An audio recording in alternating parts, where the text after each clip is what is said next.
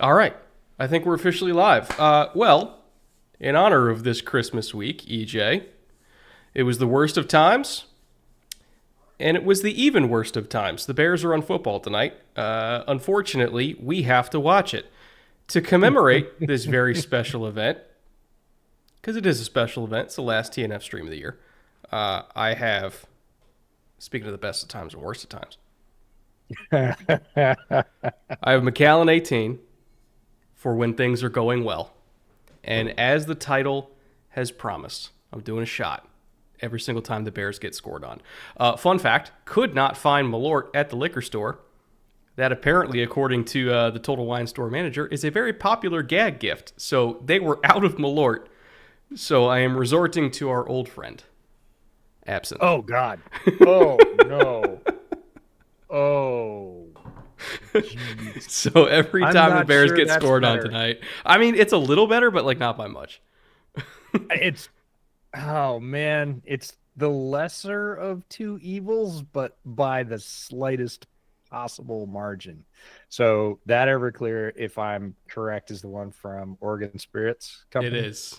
It Yeah, it's is. the same one that I still have my tiny little bottle of out in the garage because I took like whatever 4 shots that night we did absinthe, and it's still there. I haven't touched it since. It is covered with cobwebs and dust because And there it I shall just haven't remain. haven't found a reason to get back into it. Weird that, but yeah, there is no Malort in this house.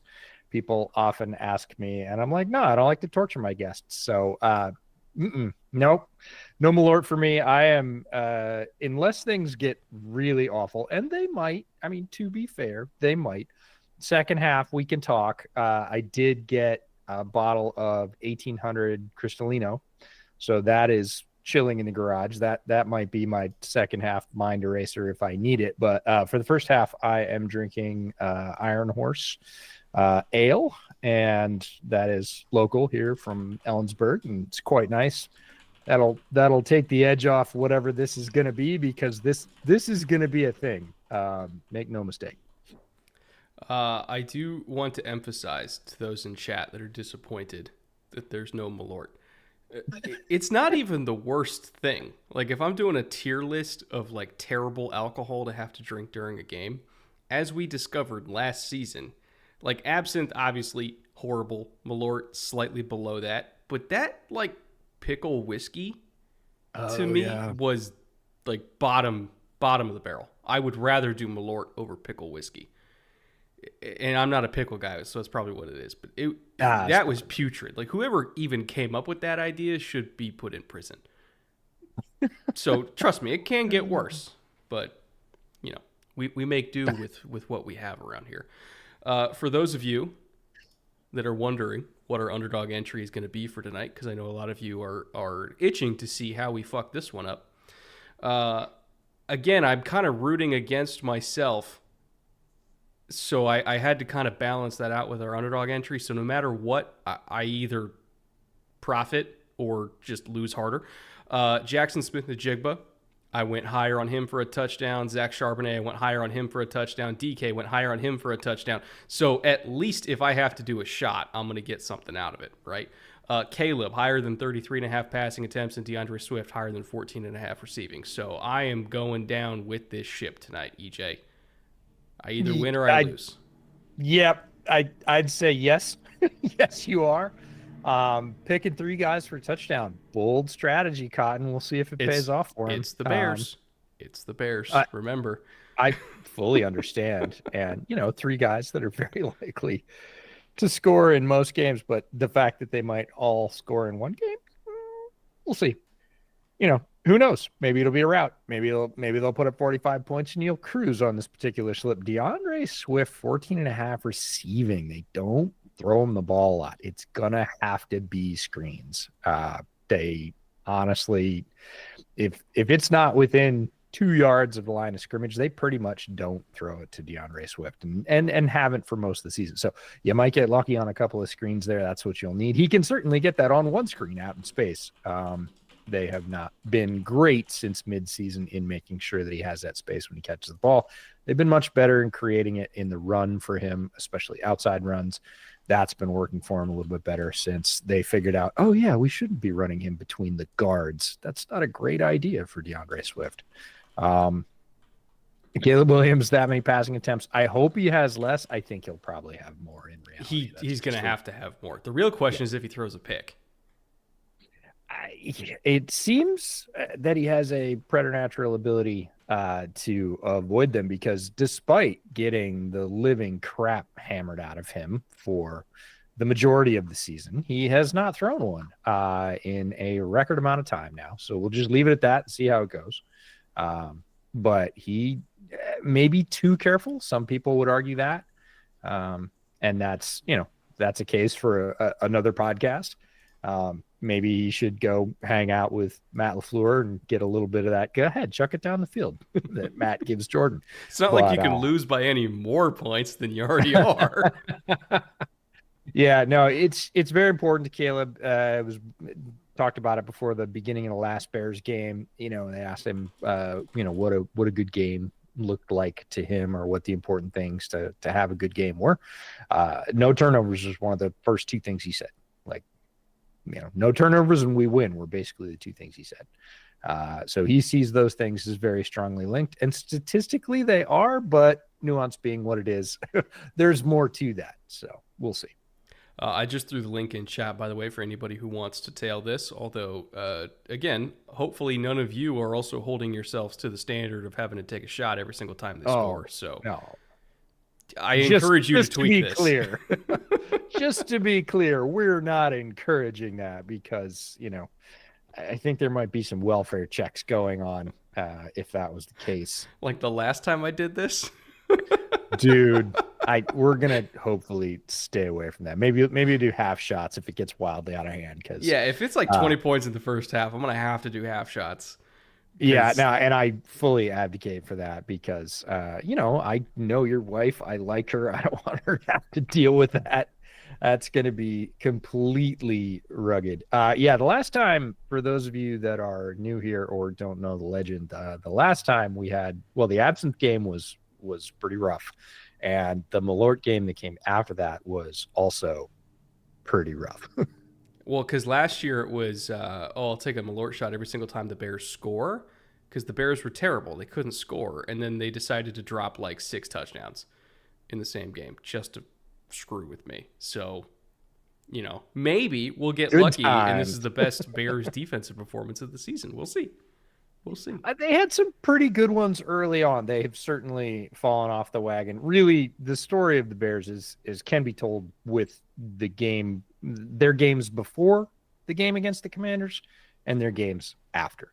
They were a very good defense before the game with the Commanders, before the Hail Mary loss to Jaden Daniels and the Commanders. After that, the Commanders completely broke the Bears. The Bears had a little bit more fight left in them. They played 3 very close games in their first 3 divisional games of the season. They should have won all 3 of those, which is crazy to think about, because we are talking about the Lions, the Vikings, and the Packers.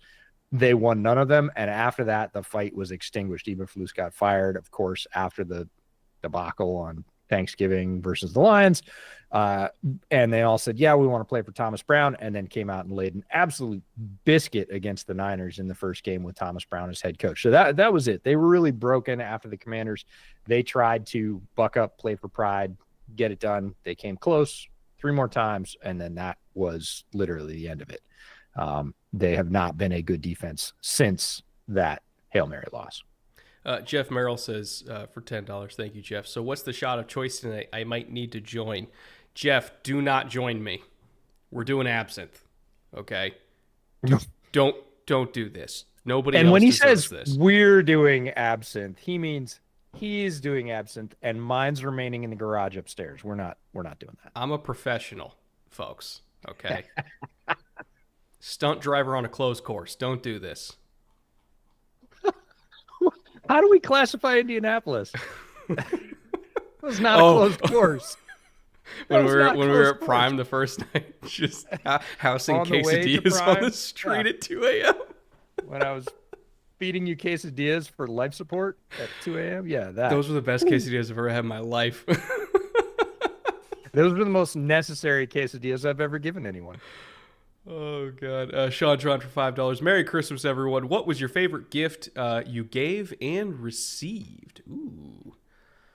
Well, my wife works for a power tool company, and so when you have a wife that works for a power tool company, and her whole side of the family is like pipe fitters and contractors and handymen and everything like that, we just give people tools. So you get an impact, everybody gets an impact. So that was fun to give everybody, as well as shop lights and etc. As well as favorite gift that I got. That's a good question. I'll have to think about that. How about this? The gift of all of you joining us tonight. EJ, what about you? We'll see how that one goes. Hopefully you're glad you joined us after maybe a quarter of the way into this game. In terms of gift I gave some good ones this year, but I found an old copy of Borderlands 2 because my son and I have started playing Borderlands. He and a friend were having a sleepover last year, and they were like, "Dad, do you have any games we can play on the old 360?" And I went digging around and found Borderlands, and he got hooked on Borderlands, so we replayed Borderlands, and then we had just sort of come to the end of it like a week ago, and I was like, found a copy of Borderlands 2. So he got to open that. Been digging through that since. That was pretty fun. In terms of received, I got some great food gifts. I got some great snacks from like our local Asian market that are just delicious, and so I got snacks for days. Very, very, very pleased about it. Actually, you're right. So the best gift that I got was my friends make these candied pecans every single year. Oh, nice. I'm gonna go with that. They're like crack in pecan form. Oh, 100%. Kel for $5. Brett, what's your underdog line on your end of night BAC? Take the over. Yeah, I don't know if there's a number you can really set. Yeah, take the over. It's well beyond the legal limit. He is doing this from home, folks. There are no Ubers involved. He is literally one door away from his bedroom. Forget being able to operate a motor vehicle. I don't think I could operate a Razor scooter by the time tonight's over. So we'll see how it goes. You're gonna have to operate socks. The bed is 20 feet away, and I'm still like, will I make it? I don't know. Over under. Hendog 1000 for $19.99. Thank you, Hendog. Welcome back. Hope you're feeling better, by the way. Good evening, gentlemen. I have no liquor to drink tonight, but I have homemade beef and noodles to eat, so all is okay. Also, thanks to Brett, I'm in a fantasy championship game this week in BTR. Ooh. And in HN we trust. Well, Hendog, you're doing better than I did in fantasy this year, because I had a couple leagues where I squeaked by at like 8-6, but it's been a while since I've had like that truly dominant fantasy team. Like every single year I have a high pick that gets hurt, or like I invest in the wrong rookie receiver, or I miss the boat on the rookie quarterback that pops off because I'm like, surely it won't happen this year, and then the guy with Jaden Daniels and Lamar in the 2 QB league goes to the championship. So like I've been ass the last 3 years. So happy you're doing better than I am. H. Brazzy for $5. Geno is objectively trash. Well, that sounds like a subjective opinion to me. I don't give a fuck about him being able to make a few good throws here and there. He's garb. Admit it now. He's an all-time bust. All-time bust? All-time bust is like Trey Lance. He got like 4 starts. What are we doing? What are we doing? Like this happens. I was on a couple of Seattle podcasts this week, of course, because they're playing the Bears. And Geno, even among the Seahawks faithful, there is a lot of like, yeah, he's been pretty good, but like he should have been better. And I'm like, do you realize what he's done with what he's had? As far as offensive line play, yeah. Between those two things is much farther than people want to admit. And look, it's very difficult when you're watching the Josh Allens, the Mahomes, the Lamars, but as Richard Sherman said in the pregame, there's 5 of those guys in the league, right? Yeah. And the other folks have really good surrounding cast. Like, you could say what you want about Jared Goff, but like he's had a very good offensive line in front of him for the most part, and he looks very good behind it. and that's great. He can use all his weapons. I would venture to say if you put Geno in behind that offensive line with those offensive weapons, you would probably feel the same way about Geno that you feel about Jared Goff, however that is. But it's very difficult to look at aliens playing quarterback and be like, nah, he's not good enough. I'm like, well, he's pretty darn good considering the situation he's in. And his one Achilles heel this year has been red zone interceptions. He cannot continue to throw red zone interceptions. Once a game, it's going to happen. Everything else, and there's a lot of everything else to playing quarterback well in the NFL. He has done it at a very high level behind a very low level for most of the season, offensive line, and with a new OC, with. So the whole like Geno's trash thing, that's too far. Is he one of the aliens or is he ever going to be? No. All-time bust? Get out of here.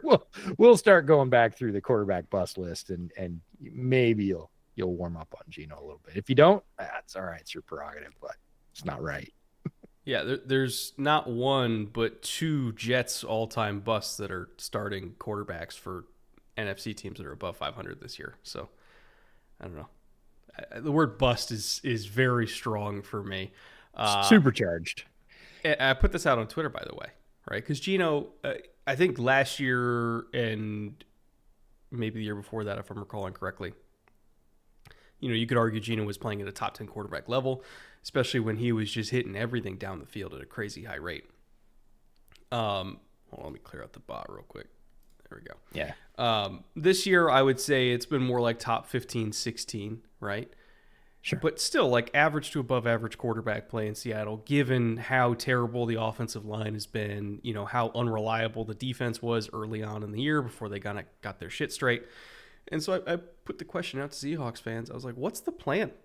Like, what is your plan to upgrade from Geno Smith right now? Because this quarterback class isn't very good. You're going to be picking too low to even get Cam Ward, even if you think that Cam Ward's the answer, right?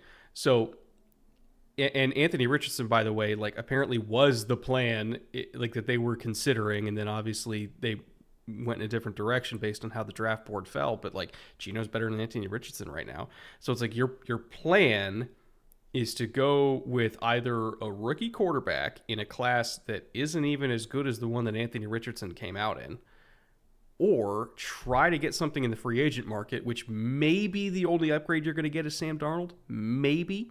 And even then, I'm pretty sure the Vikings are just going to franchise tag him and ransom him for picks because they can.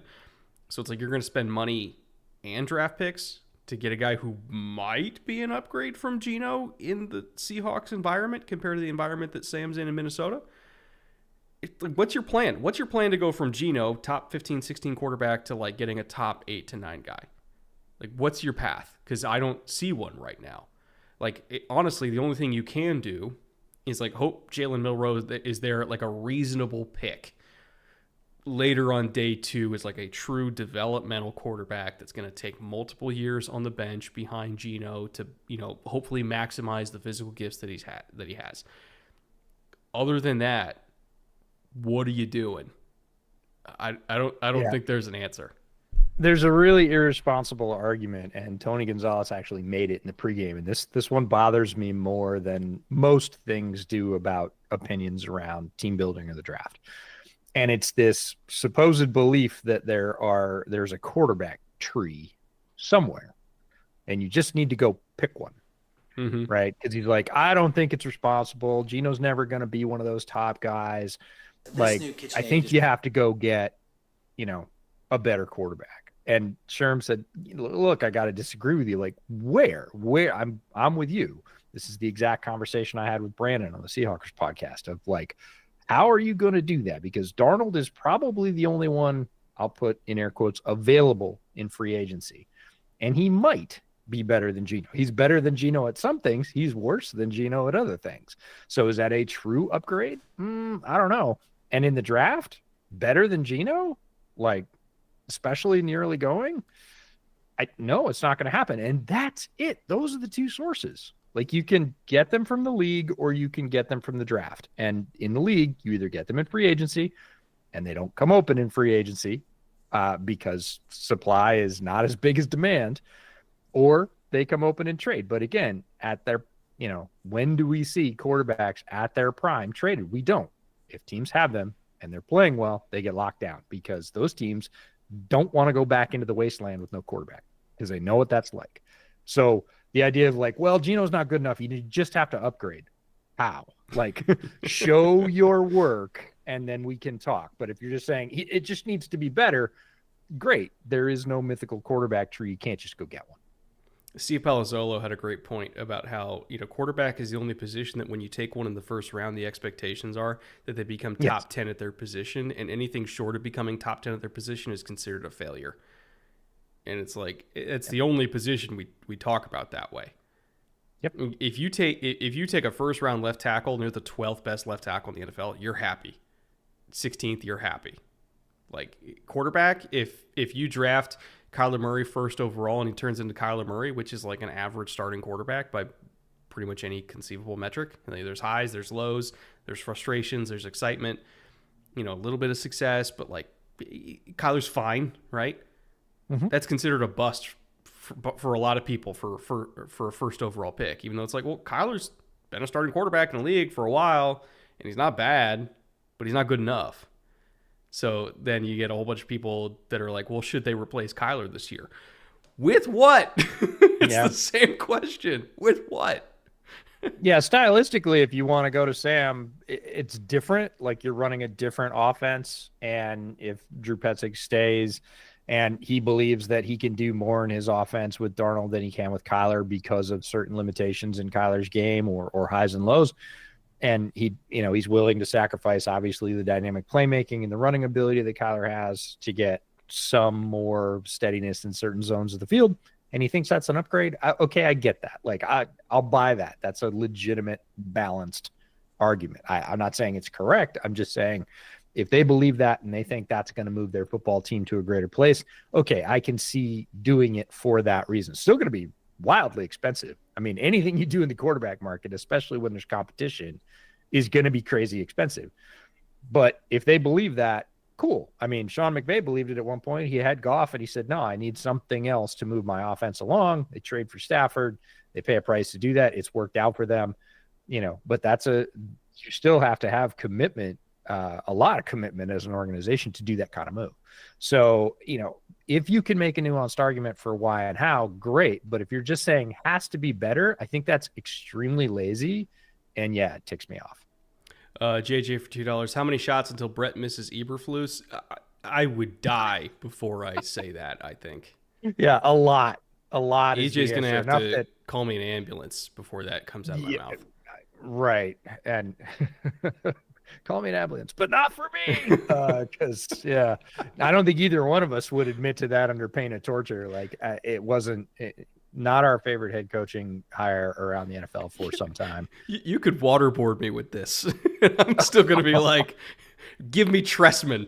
Oh, God. Well, give me year one Tressman before the dumpster fire started. That's the thing is like year one Nagy and year one Tressman, offensively, like we're really good, both of them. Well, Nagy wasn't calling the offense. That's why. I'm fully aware of that. I am fully aware. Sure like to pretend he was, though. Oh, yeah, sure. Absolutely. Just be you. Be you means don't call plays. Hand it off to somebody that knows what the hell they're doing. Because the times he did that, it was way better. But no, I don't think any of us will be pining away for Eberflus as a head coach anytime soon. I actually think he might be a best suited as a position coach. Because I didn't necessarily love him as a coordinator either. Like, he did fine. You talked about somebody being fine, like Kyler's fine. Eberflus was fine as a defensive coordinator, but like, let's not go over the wall here and say that he was top 10 in the NFL. I don't think he was cheap. That's why he got hired. He was cheap. Yeah. Jay Bagels for $5. Since the Texans are causing immense pain at the moment, joy is having to come from the Rockets. Senkin, please save me. I have since long accepted that this year is not going to be the year for the Texans.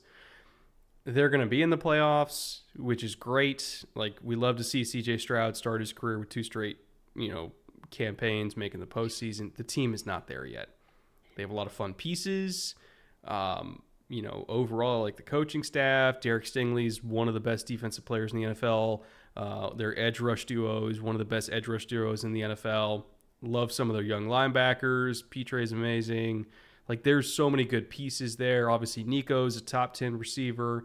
Tank, God, I hope he gets healthy again, because Tank, I just love watching him. Joe Mixon's he's made a whole lot of chicken salad out of chicken shit this year at the running back position, but it just hasn't really come together to be a good team. They're fine. I would say they're above average. They're not. They haven't truly looked like a top tier NFL team since the Buffalo game. And that wasn't even Buffalo at full strength, because that was pre-Amari trade, and that was really before Buffalo kind of got going too. So I don't know. It's just not. It's not happening this year, and that's fine. They're still a year away, maybe even 2 years away. I don't know. But I've accepted that. It is what it is. They're a wild card, one and done type ball club. At least we're not Jacksonville. I'll take it. Like, we're not miserable. We're just, in pain. We are watching the Bears tonight. Let's just put this in perspective. Oh, man. Echo for $20. Thank you, Echo. This is going to be a fun watch, and so is the game. Yes. If you're one of the quarterback needy teams and you can't get a quarterback in the draft, do you call up the Vikings for McCarthy? And if you're the Vikes, do you seriously listen? I don't think the Vikings are letting McCarthy go because of the financial advantages of having McCarthy, right? At worst, you in theory have a top-tier backup on a rookie deal. At worst, right? So that's something they're not going to just give up. At the same time, they're very high on JJ. JJ is not getting out of the building. Yeah, they're extremely high on JJ. And again, they're not just thinking about now and 2 years in the future. They're thinking about 10, 12 years down the line. Not that Darnold's that old. Like, Darnold has a long time to go in his career as well. But at this point, Darnold has played so well. And, part of me early on in the season was like, okay, if Darnold keeps playing well, like, they're going to feel very good about getting a third-round comp pick for him, and they're going to do right by him, and he's going to hit the market, and we're beyond that at this point. He has played so well that they would get more than the third-round comp pick if they just let him walk. I really do think they're going to franchise tag him. And then, obviously, ransom him, but with him also having input with who gets to do the ransoming, because they're going to have to negotiate a contract with him. So Sam could just say, like, well, I'm not going to sign a long-term deal with you, and kill any trade anyway. So I think the Vikings and Sam are going to work together to find a trade destination for Sam that works for him financially and situation-wise. But the Vikings are not going to let him go for a third-round comp pick. They're going to let him go for probably... With the way Sam's playing, I think they could get 2 seconds or a first, depending on the range at which that pick is coming from. They're going to prioritize either like 2 seconds or first. But we're beyond letting him walk out the door at this point. So for QB needy teams, either you spend a first on Cam Ward or you spend a first on Sam. Either way, that's what it costs. Yeah, and it's all about demand, and we're not even through the part of the draft cycle where the quarterbacks get torn down. Like, we're knocking them down. There's a line of 10 or 12 of them, and right now we're just knocking them down for injury or going back to school. And a lot of them have already been knocked down or said, no, I'm going back. I'm doing another year. So we're thinning the herd that way, and we haven't even started to pick these guys apart with a fine-tooth comb, which always happens to everyone. Happened last year with 5 good quarterbacks up near the top of the draft. Everybody found faults in their game and reasons not to pick them first overall. We haven't even started that part of the process yet, and there's maybe 3 guys that are going to be in first-round consideration. Maybe. And we haven't even started cutting them down yet. So for everybody out there going, nah, Sam's not getting that, a couple teams are going to look around about halfway through the draft cycle and go, I'm not sure that we shouldn't do that. All right, we're about to get kickoff here. As always, I'll have the score bug on the screen so you can keep track of where we're at.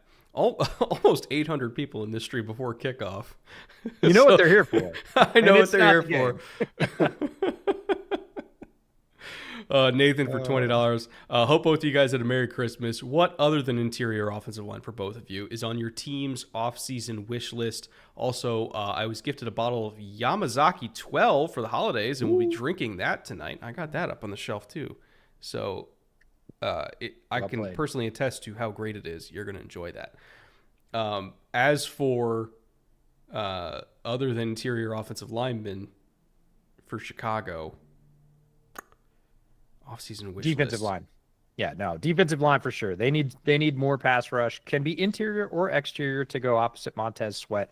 They need more pressure on the passer. They're okay at linebacker. They're quite good in let me be careful with this. They're very good at corner. Depending on Brisker's health, they might need a lot of help at safety. They might need 2 new safeties if Brisker is not able to come back from his concussion issues. Byard has fallen off as the season's gone on, and Jonathan Owens has just been, exposed as a good third safety who you don't want to play all the time. And so defensive line, pass rush help, safety is a kind of sneaky need on defense. And then, you already mentioned on the offensive line, they need a lot of interior offensive help. And depending on Braxton's knee and the severity of that, we'll see. Even if Braxton's healthy, I would still think left tackle for me is pretty high up there. The problem with left tackle is, you said it, it's high up, right? If you want a franchise starting left tackle, not competition, not developmental guy, it's got to be top half of the first round. Like, that's where those guys come from. And you as an organization have to say, we're going to spend our first round pick on a left tackle. And they may say that, but I'm not sure that they will in this particular class. Ooh, that court came off easier than I remembered.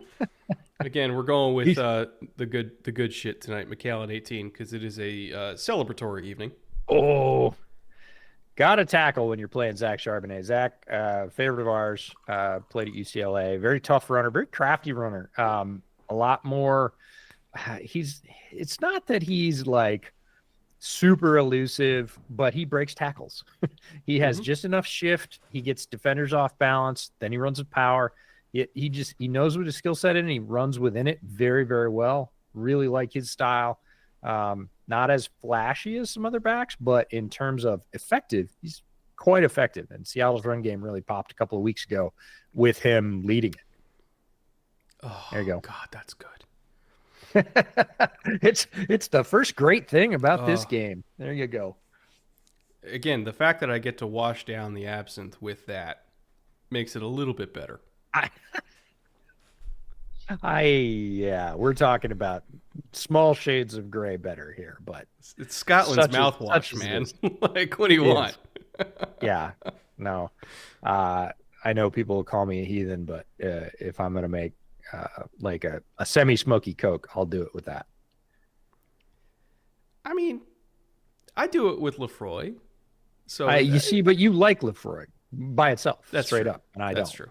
So McAllen's a somewhat smoky Coke. Look at that. God, I love Charbonnet. I know, he's such a good runner, and again, his style is a little bit different. Certainly, very much different than Kenneth Walker, who went on IR today. But it no less effective, just very, very different. Look at the balance. Look at him set people up.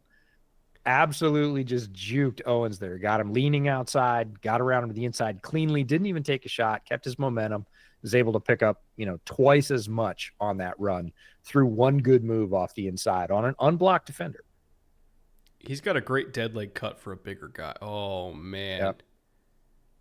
Yeah. That's just a number screen right there. In terms of, hey, if we got 3-on-3, just pop it outside. So if they're going to get RPO'd to death, this is going to be a long night. I was going to say, the early tackling returns from the Bears defense are signaling they're not going to put up a ton of fight here. We'll see if they make some adjustments. So far, Seahawks are making this look easier than it should be. Let's put it that way. Also, TJ completely took the cheese. Noah was his guy, and he decided he was going to try to fit the run and just completely forget the tight end existed. Oh, there we go. Also, really by the way, field goals do count for this. It's not just touchdowns. Oh, God. Okay, that doesn't make me feel better. Again, this is my version of relying on kickers tonight, EJ. Okay. So Darrell Taylor, former Seahawk, making the tackle on that last play. Nice little slash into the backfield. And safeties, yes, and safeties. Oh God! Even blocked extra points that get run back, sure. Sure. Anything that Sure. results in points. Or weird kicking plays that we haven't seen in 12 years on the field. Well, technically, I think it was 50 for that. Good night. Jesus. Right up the middle. Yeah, it's going to be a long night for me, boys. Yeah. This is not a sexy run from the Seahawks. This is lack of gap discipline. Like, look at that. There is nobody there. Edmonds goes to the outside, and there is a gap all the way to the safeties. Also, if you have a zero nose that's supposed to be stacking and two gapping on a center, and he decides to just randomly arm over into one of the A gaps without even trying to play both of them, like, then why are you even in a tight front or a bear front or anything like a 505? Like, why are you doing anything that requires a true zero nose if he's not going to be a true zero nose? Like, what are we doing? Right. Like, Yeah, it's like the corner turning around and thinking he has safety help and then realizing, nope, safety's on the other side of the field. He's just like, ha, gotcha. Oh, shit. Yeah. There's 15 yards of free space behind me. Bummer. So it can make the linebacker look really, really bad when it wasn't the linebacker's fault. God, they're just so bad. They're so bad. Shout out to TJ. TJ Edwards has been playing with heart all season, playing better than most people on the Bears defense. So local kid got to come home, sign a free agency contract, play with the Bears, and he has been playing tough in the middle of that defense all year long. And just appreciate his effort. There have certainly been some other guys that I could call out for lack of effort. Not TJ. He's been banging away in there. All right. They're empty. Yeah, the Bears are definitely empty. We just started. Oh, you got to catch that. Of course they're not. It's the Bears. Why do you think they would ever catch that? It's the classic. If they had better hands, they'd be playing offense. But I know tight ends that wouldn't have caught that either. So that hardly applies. Yeah, and half of them play for Chicago. But literally, there's two guys that the linebackers run into each other. I like the defense. Do we give TJ a PBU for that? Yeah, we should. We broke it up on Tremaine. He's gonna have to pay. He's gonna have to pay Tremaine on that one. Like, sorry, Tremaine, I kept you from getting an interception. You and your agent are now mad at me. All right. That opens the scoring, folks. You know what that means. First one of the night. So again, this is Oregon Spirit, Absinthe, original. Dude, absolute shiver goes down my spine just hearing you say that. Like, I know what it's going to smell like when you open it. And I'm just like, oh. Smells like wormwood and death. My favorite kind. Or dead wormwood. Either way. Yo, not awesome. That one ran out on me a little bit. All right. Really? You're feeling it? To terrible decisions. Already.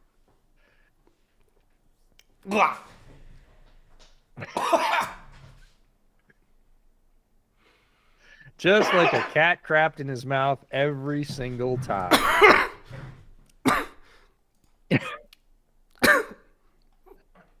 He's like, it's better. It's not so bad. It could be worse. It's flavorful. It's flavorful. There's a lot of things that are flavorful that I'm not going to put in my mouth. BS use a clear glass. I just have a different whiskey glass here. I could use that. Oh, no, that's bigger. No. I can't guarantee it'll be a shot. It'll just be absinthe. I did this just because at least I could measure out a shot. Except for the fact you poured it all over the table, which isn't really measuring. Hey, look at that. Awful. Brandon dropped in. The Hawks and S for $10. Brandon, appreciate that. Says, thanks for coming on the channel this week, EJ. Appreciate all you guys do. Brandon had me on his channel to talk about this game, and fantastic creator here in the Seattle area. So appreciate that very much. Thank you for the opportunity. I'll tell you what, though, this McAllen 18 just cuts right through it. Clear it right up. Cuts right through it. Get that varnish right off your tongue. Yikes. My chat reset, by the way, so I lost all the super chats. I'm gonna pick it up with Connor for $2. Brett's favorite gifts are the jerseys his mods send. Yes, Connor, keep it up. Thank you very much. I appreciate that. I love the look on his face when he receives them. Wait, did I usually get one? a picture in DM? Well, you've gotten many, and let's be honest. I didn't text. Was one sent to me and I didn't even see it? I don't know. Because usually when the mods send me a jersey, it's something diabolical. Right, which is my favorite thing about it is that they have a good sense of humor. And it started to rain. Fantastic, folks. That's good for me. That's good for me. Let's be honest. Like that might protect Brett. It's true. Alvin Locke for $4.99 for super chat. Appreciate that, Alvin. Thank you very much. No text in that one, so there we go. Should Pete Carroll be still just hanging out? Should Pete Carroll be a top candidate for polls in the offseason? It might not even be for polls. News came out this week that Pete Carroll was interested. It's very much like me saying I'm interested in making $1 million next year. Sure, somebody wants to pay me for it. Pete Carroll said he was interested in coming back to the sideline, and the Bears would be a destination he would be amenable to. This is typical off-season maneuvering by coaches and agents. If he brings a top shelf offensive mind with him, I wouldn't be opposed to it. I like the culture that Pete builds, but he needs, especially coming to Chicago, he cannot get by on half-assed offense. He needs a top offensive innovator. And other than that, I'm not into it. Like if Pete comes and builds culture, like John Fox came and corrected the culture when he needed to. That didn't make him a great Bears coach. And it would be the same with Pete if he didn't have some offensive innovation. You look at what Harbaugh's done in Baltimore, bringing Monken in, like it has elevated that team to an absolute threat for pretty much anybody they play. And that would need to be the situation for Pete Carroll. Love Pete. Think he'd be a great leader, but he needs offense, especially in Chicago. I still think Zach Robinson is going to be one they look at if the Ben Johnson thing doesn't work out, right? Yeah, they interviewed him last year, so they're familiar with him, and he fits their profile in a lot of ways, so he will absolutely be interviewed. I would be shocked. The only way he wouldn't be interviewed, I think, is if he said no, if he had another opportunity or he just wasn't interested based on what he learned last time. And unfortunately, again, it's going to come down to money, right? It's going to come down to, like, Ben Johnson's going to be north of $10 million a year. Zach Robinson won't be. Joe Brady won't be. That's going to be in Brady's really interesting. Okay. Ouch. That was a good ball. Should have been caught. It was off his hands. I'm not saying it was an easy catch, but should have been caught. It was off a hand. Let me say this: they drafted Rome to catch those. So okay, fair enough. Let's watch the replay. I'd say he wins the route. Let's see how the ball is in terms of. Okay. That's for Rome Odunze, that's a catchable ball. And I want him to continue running through that thing too. He could have made that easier than it was. Let's put it that way. Good hit by Job, though. All right, Torrey Taylor, one of the most impactful rookies they've drafted this year by necessity. Good punt, once again. Look, it's a beautiful punt. It's a punt. You can get that from an undrafted free agent. Here's my thing about the Torrey Taylor thing. That is not going to be a pick that pays off this year because special teams, and in particular winning the field position battle, which is what Torrey Taylor's there to do, that does not matter until the other two units on the team are good enough to pay it off. Special teams sets the table for the other two units. If the other two units are bad, it doesn't matter how good your punter is. So Torrey Taylor's the kind of pick where it's like when this team is ready to go and they're built, he's going to be awesome for them. He's going to be worth it. But it's almost like, this is going to sound so weird because I compare it to running back, where like running back is the finishing piece. Punter is the finishing piece because a punter is a force multiplier for the other two units. But you can't multiply shit if the other two units are bad. So, yeah, multiplication doesn't work when you're timesing by 0. Exactly. So like he's great. He just doesn't matter right now. He doesn't matter. Ben Peterson for $5. I have zero faith in the Seattle offense outside of JSN and Geno just finding a way to make things happen. Any hope you can offer on that front? Yeah, Ben, there's a lot of good pieces. We've been talking up Zach Charbonnet.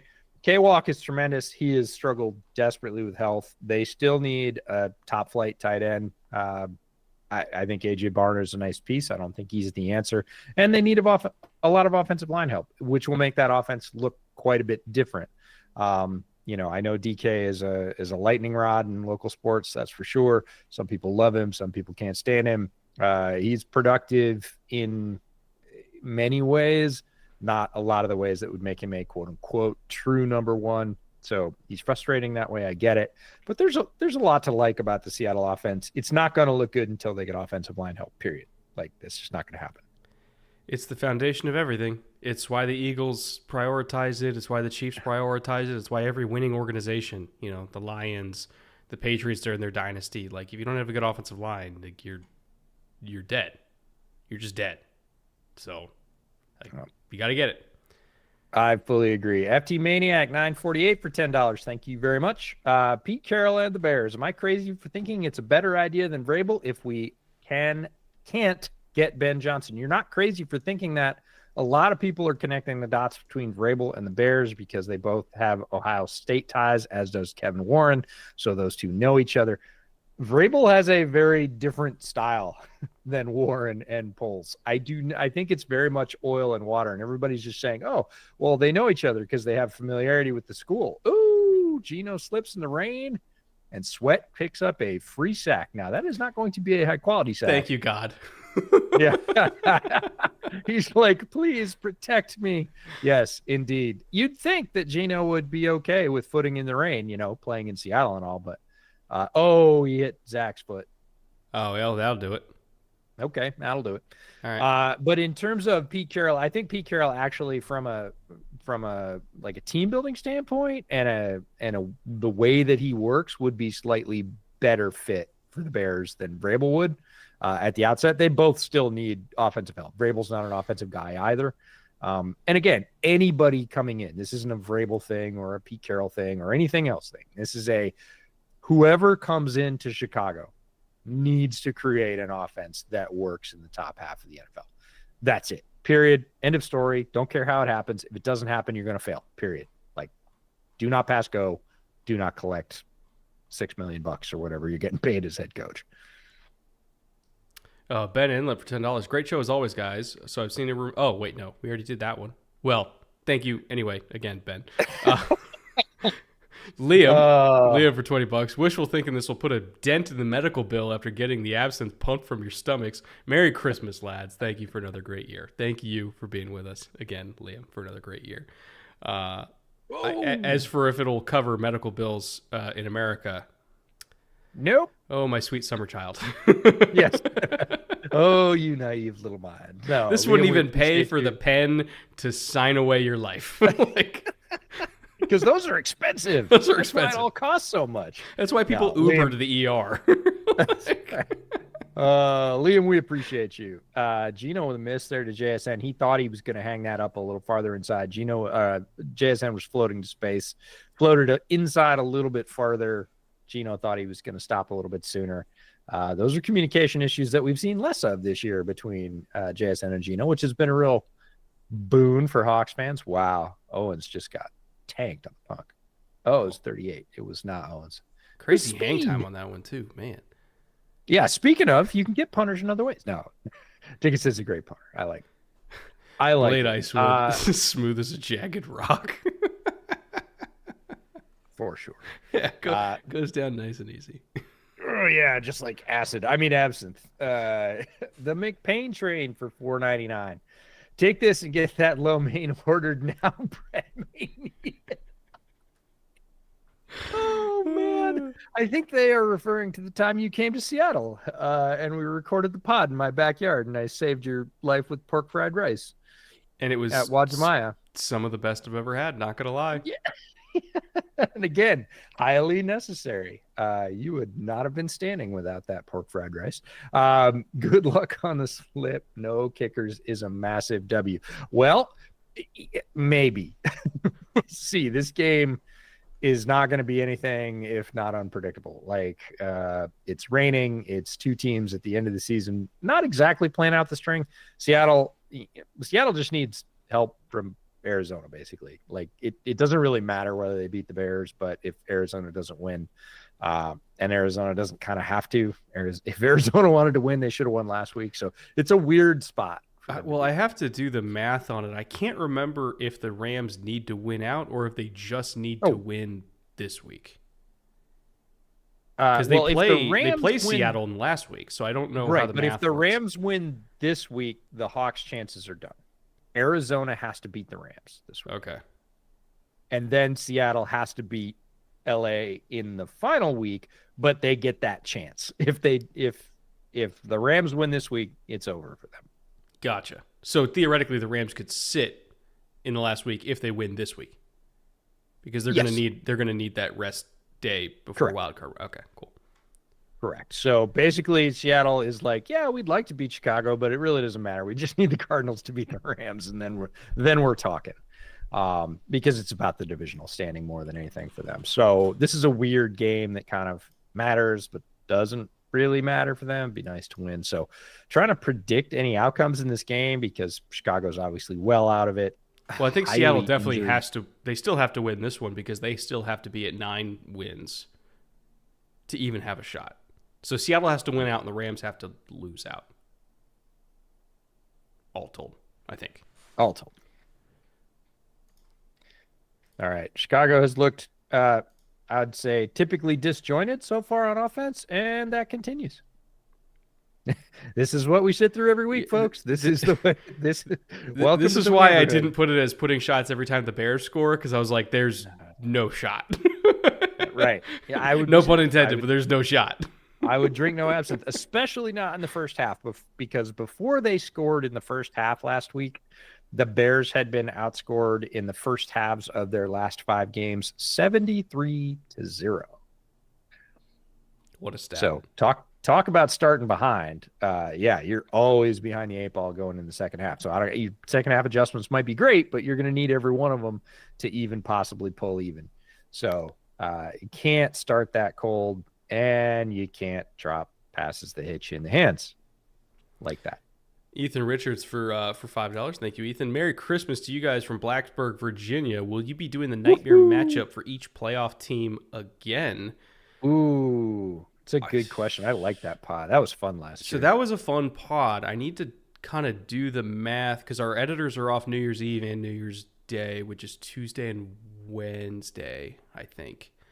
Yeah. So if we're not sure, but I appreciate you calling back to that one, because that was every year we try and have some original pieces that aren't all, it's not like, oh, well, it's this week, so we're doing this pod, where we, put different ideas together, and some of them come together pretty quickly. This last week's pod came together pretty quickly last Sunday. We had a couple ideas kicking around, and we thought we were actually going to do another one. But this was the one that we were able to pull off, and it's going great. I think it was, 3 out of 10 or something. Yeah, 3 out of 10. We'll take it. A lot of people were watching it this late in the season. That's a great poll. Pretty happy about that.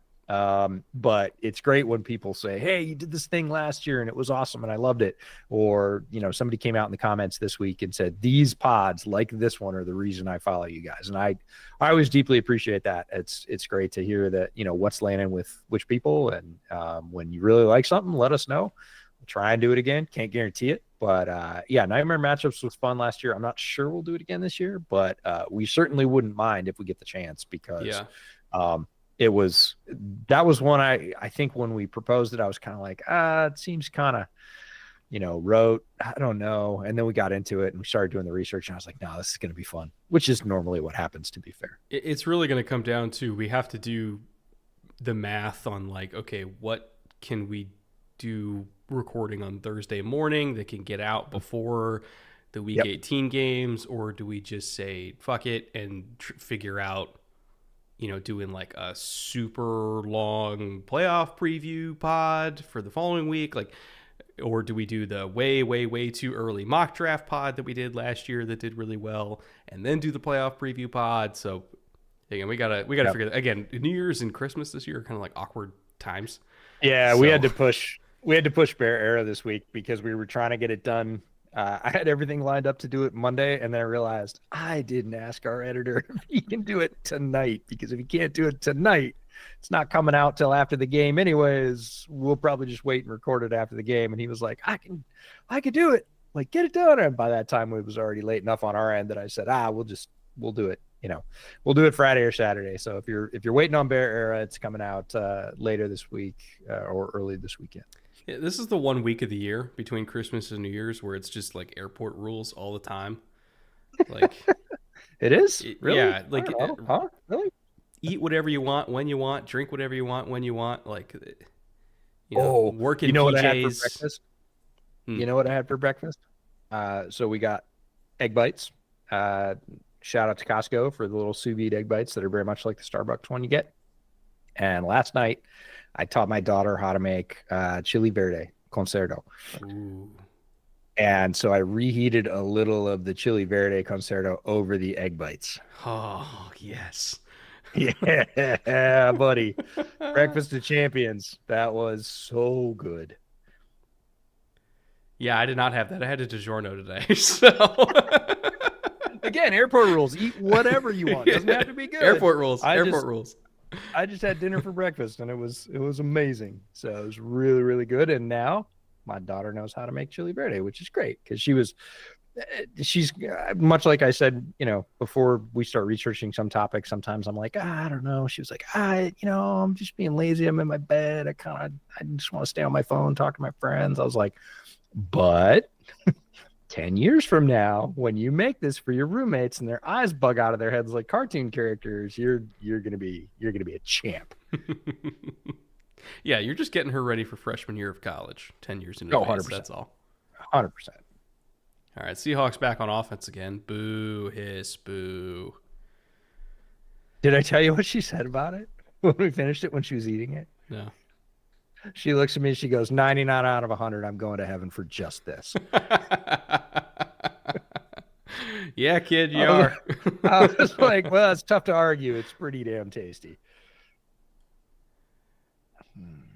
God bless the Mexicans for inventing that. Oh, my God. It's so good.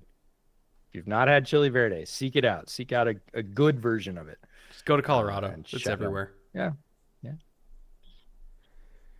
Or make it. It's not hard to make. Or make it. All right, 3rd and 2 here for the Hawks. Oh, Geno. He can run for it if he wants it. Guess who? Incomplete. Oh, he had that, too. He could have ran for it. Mm-hmm. Spider-Man. Kyler Gordon. Yep, Kyler Gordon. Former UW star, hanging out, making sure JSN doesn't make that catch, because JSN is a tough cover, and Kyler is the second best cover guy on the Bears. Jalen Johnson, obviously the first, but Kyler is very versatile and tough as nails. Really appreciate what he brings to this defense. When he was out, he was injured a little bit earlier this year, and their defense was absolutely not the same, but great finish on that play all the way through the ball, all the way to the ground. I love this camera angle for the punts from behind the returner. It's so cool. Yep. It also puts into perspective like how much they have to run to track that thing. Oh, for sure. No, highlight the punters tonight. We apparently shouldn't have bet a kicker. We should have bet a punter. Tory Taylor was on there, 47.5 average net. Thought about it. If you'd bet a punter and it was Tory Taylor, I might have stormed off. Just saying. But he would have hit, EJ. He would have hit. I know. But it would have been trolling of the highest order. Zach CO, $1 for $2. I'll take the over on half a bottle of absinthe. I'm pretty sure half a bottle of absinthe literally will kill somebody. That would take out an elephant. If not, it'll kill everything in their digestive tract. 100%. To redo all my gut bacteria. Yeah. Well, it's being reconfigured as we speak. All right. Let's see what Caleb's got here. I would like to see a little bit of competence. Oh, nope. Not today. He says as they get a TFL on first down. Not today. Guess who? Losing 8 yards. They answer with their nickel extraordinaire. So if we're talking about a punter battle tonight, we should be talking about a nickel battle if there is such a thing tonight, or a slot corner battle. Kyler Gordon versus Devin Witherspoon. This is two of the best in the league at this particular role. And we said, again, famously in the summer preview series, that Mike Mack was going to weaponize Spoon, and 100% he has. That was the easy. If we could have bet on that, we would have won big. Also, a horseshit block from Rome. He's got to do better than that. Came back on the next play and battled, but like he found out the hard way. Like, oh no, you have to gain ground if you want to block a nickel like Spoon. Mm-hmm. Like you can't just be like, oh, I'm just gonna be a wall and he's gonna have to go around me. It's like, yeah, he's gonna go around you. Like you have to block him and quick. No, there have been a lot of horseshit blocks by the Bears this season, so that's not new either. Not all from Rome. That's absolutely not fair. Other players have had their share too. But 3rd and 6, let's see if they can get it done. But this is the position the Bears have put themselves in all year long, which is we hope they make it, as opposed to, oh, they got this. I don't have any confidence in 3rd and 6s at this point. Ooh, I'm just going to call that a miss. That's a miss. He got up, he got clear. But that's a miss. That's a miscommunication, and it just results in a miss. We saw earlier from Geno and GSN. This one's from Caleb and Rome. They are not on the same page. They're talking it out right now. Hey, I thought you're going to do this. I thought you're going to break sooner. Thought you're going to break that off at a certain yard mark. No. Oh, and he just stopped it. So right? That's the second time that's happened where Rome's throttled it down rather than kept running through it, and Caleb's led him twice. Caleb's like, I'm expecting you to keep going. And Rome saying, I saw whatever I saw, which said sit down, and it doesn't look like much to the camera angle. It literally just looks like a little hiccup or a half step. It's enough. It's enough. The only way that you would ever settle that down, actually, hold on, let me pull up you have your fancy digital board? My little digital board here. All right. The only way that you're going to settle that down is if you're reading, let's say you're reading quarters here, so this corner is going to sag off, and he's going to play outside leverage and over the top. And you're reading a safety, corner, playing quarters, right? The only way that if you're running a dig, you're going to settle down is if you think that this safety's driving down to absolutely obliterate you, right? So you're going to settle it down. Quarterback's going to throw it on your outside or back shoulder here, right? But if you're reading middle field closed, you just keep going. Right? Because you're in between the window for these two hook droppers. You're underneath the safety. You keep going. So I have to go back and look at the film to see if this was middle field closed versus middle field open. But if this was anything other than quarters, Rome should have kept running. And based on the amount of space that was there, I'm pretty sure it wasn't quarters, or else he would have gotten tagged. So I think that was just a mess up by Rome. Yeah, and Caleb read it that way as well. He read it the way you read it. So he's like, keep running. Why did you not keep running? So they'll figure that out. Those are the things that they'll get ironed out. But that is the end of the first. Pretty quick quarter. Battle of the punters.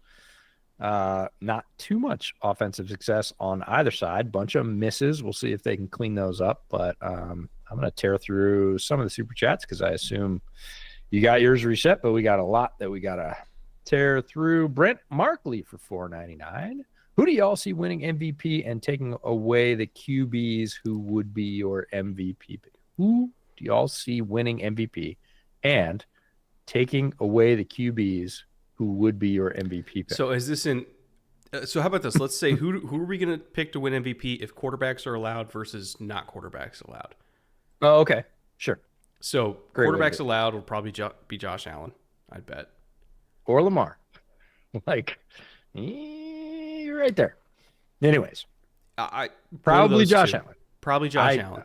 I think it's probably going to be Josh Allen, but I could because see at the end of the day, like wins is something that these voters account for, right? 100%. And Josh Allen slayed the beast and beat the only undefeated or only 15-16-1 team, whatever the hell they are, 15-1. Like he beat them. Lamar didn't. Again, you can say it's arbitrary. It's how the voters vote. They're going to do it. Is what it is. As for non-quarterback MVPs, it's got to be Saquon, right? It feels like it to me. It feels like it would be very hard to vote for someone besides Saquon as a non-quarterback MVP. So I think that answers that one. Thank you, Brent. Johnny Barks, $4.99. Gonna miss you Johnny, guys. let's go. Gonna miss you guys. Yeah, well, I don't think we're dying quite yet, but then again, I don't think anybody ever woke up one day and said, tonight's the night, we're dying tonight. And, a lot of times if they did, they were wrong anyways, and they came back to do it again. Handog 1000 for $4.99. So we all know the hype behind Malik Neighbors. I took BTJ for fantasy, and it has worked out wonderfully. What has caused BTJ to be so good early? Lots. Yeah, go ahead. I'll take this one. Go ahead. If you have a 6'3", 6'4" receiver that runs 4.33, has really good deep ball tracking ability because deep ball completion percentage is a wide receiver stat more so than a quarterback stat. And, oh, by the way, he runs really good routes, better routes than he was, let's say, not allowed to run, but they did not really let him flex his route running acumen that much in the LSU system because more than half their passing production was slot fades and curls, right? And again, that was just something that plagued Jaden as well. But we're like, okay, well, what happens if he has to do like literally anything else? That was a question about BTJ. It was a question about Neighbors. Like, can they beat press coverage, or were they just coached this way? Can they run a full route tree, or were they just coached this way? BTJ gets the NFL. Yes, he can run a full route tree. He can run a full route tree really well, and he's still 6'3", 6'4" with 4.3 speed and great hands. Not really seeing any downsides here. So, like, he's producing with Mac Jones. That's how good he is. BTJ is great. BTJ was a receiver I was really high on coming out in this draft class. He was my receiver 4 behind the big 3, and I struggled. I almost moved him up to 3. I didn't. I'm not going to try and take credit for that. I had him at 4, but he felt like some of the times I watched him, I thought, you might be sorry if you don't put him in that top tier. And again, it's just, name above a line, name below a line, but felt very strongly he was going to be a good pro. Very glad to see that he's reached that potential early on. And Hendog, glad you took him. I talked to some other folks this week that said the same thing.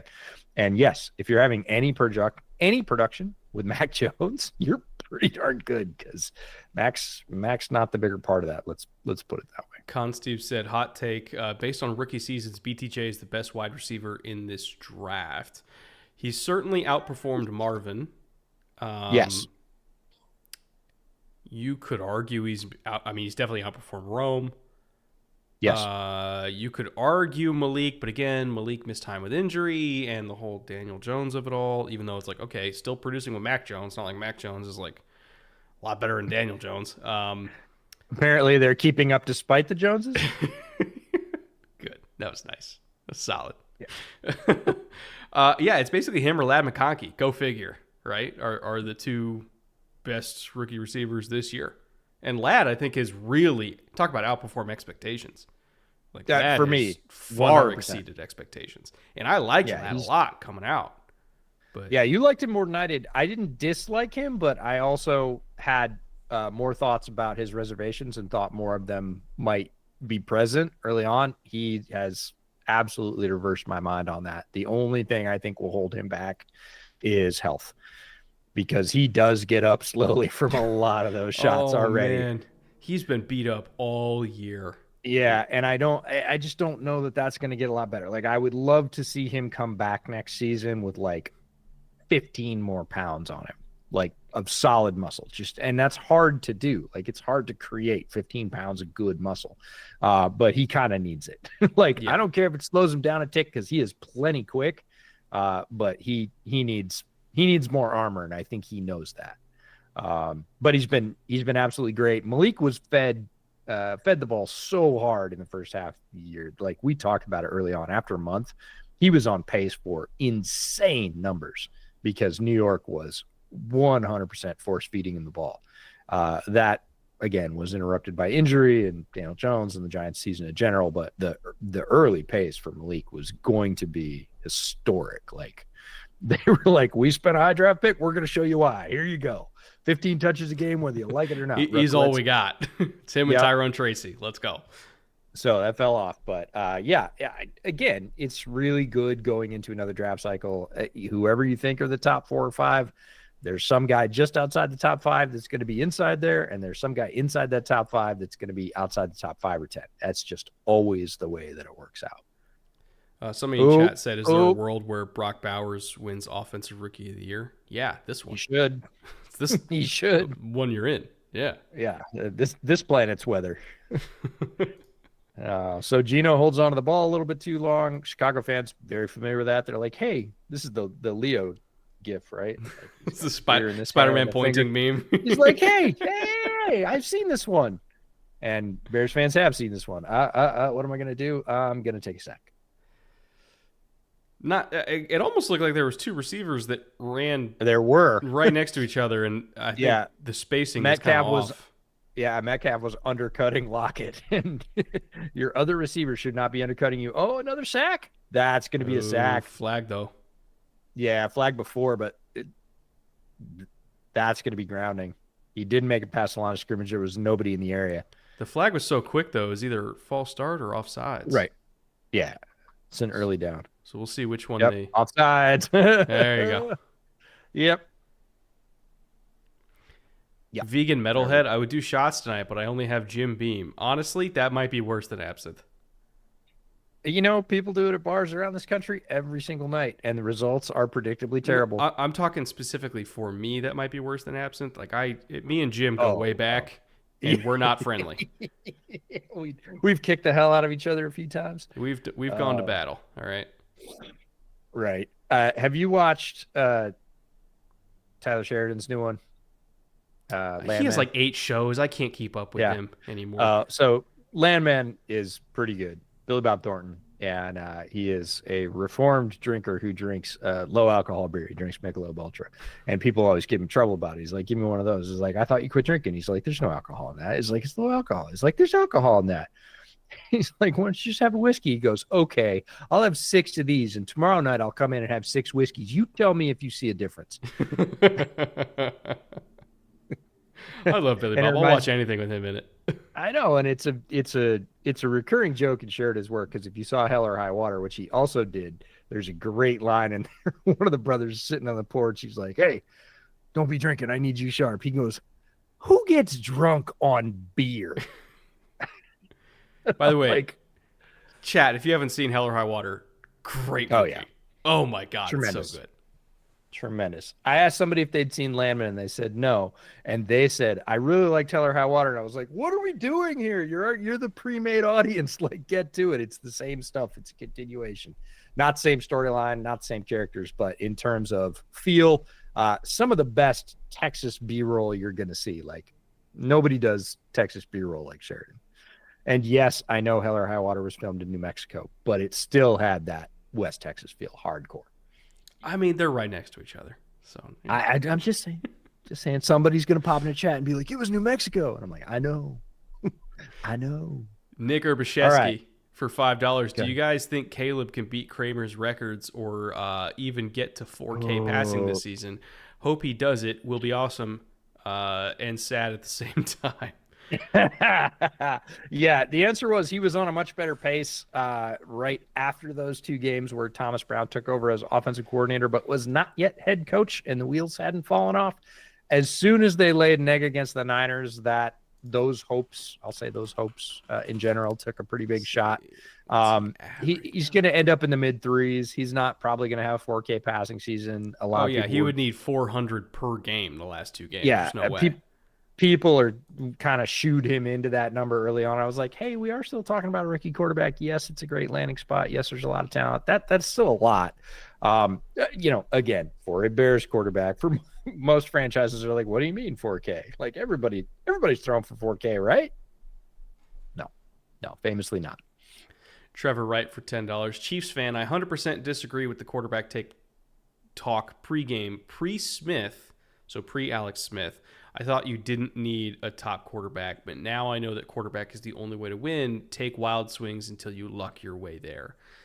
I will say the Chiefs were a very unique situation because it wasn't just like, okay, we traded up for Patrick Mahomes. It was we traded up for Patrick Mahomes, and we had Andy Reid to develop him, and Alex Smith already there, so he could sit on the bench. And Spags is our defensive coordinator, who's going nowhere. And we had Tyreek Hill, we had a Hall of Fame tight end. Like, there were so many things that went into what made Patrick Mahomes beyond just the fact that he's like a freakazoid talent with a great work ethic and all that. I don't know if I want to project that onto, say, Seattle, right? Like, is Seattle the same situation right now that a young Patrick Mahomes would have walked into? No, because they don't have Andy Reid. Like, they don't have Travis Kelce, or like prime Travis Kelce back then. They don't have a young Tyreek Hill that had true game breaking ability. They have great receivers, but like JSN and DK, EJ is just having existential crisis in the background of this. They have true game breaking. We went from OPI on DJ to a screen thrown in the end zone to DJ right in front of Spoon, and I'm like, buddy, it's the Bears. I know. Play stupid games, win stupid prizes. I'm numb. That's why I'm able to talk while this is going on. I'm just numb to this at this point. You're just like, look, I'll just say this. Not only is Patrick Mahomes one of the most talented quarterbacks to have ever lived, he went to one of the best situations ever. The Chiefs were not naturally a top 10 pick. They traded up for him. They were a playoff team. They were already great. They already had an all-time coach. They already had a Hall of Fame caliber tight end. They already had, well, they didn't have Spags yet. That was a couple years later. But, like, there was so much going right there that I don't want to just be like, oh, yeah, Seattle should try to do the KC thing, as if that's easy. Well, that's what I'm going to go back to is you can disagree all you want. And you can say take wild swings until you hit all you want. There's more than one team trying to do it every single year. And there just aren't enough guys to take wild swings on. Like, if you have 6 teams and your advice to all of them is, hey, look, until you get an alien quarterback, a top 10 or top 5 quarterback, it doesn't matter. Holy the Bears picked one up. Wow, they got a first down. How about that? Like, it was 3rd and 7. And does that count as receiving yards? Does it? I didn't even look at what it was. Hold on. That would be it right there. He got 26. Let's go on the board. That's it. That's the one you needed. Like I said, he can pick it up in one, and that's the only way you're going to get it because that was within a yard of the line of scrimmage. To you, DeAndre. Pick. Is that a pick? We got a flag. We think it hit the ground. We're not sure. Anyways, so if you have 6 teams every year and your advice to all of them is take wild swings until you get that 1 in 25, 1 in 50, 1 in 100 guy, it doesn't math. Like, they can all take wild swings. Only one of them might possibly get one every year, and they can't all take wild swings every year up high, which is what you needed to do to get that guy. Like, those guys don't come from the 5th round. Those guys. Let me put it to you this way: the 7th round. Let me put it this way: the Chiefs are how old as a franchise? That's the first time it's worked for them, and they're like 70 years into this thing.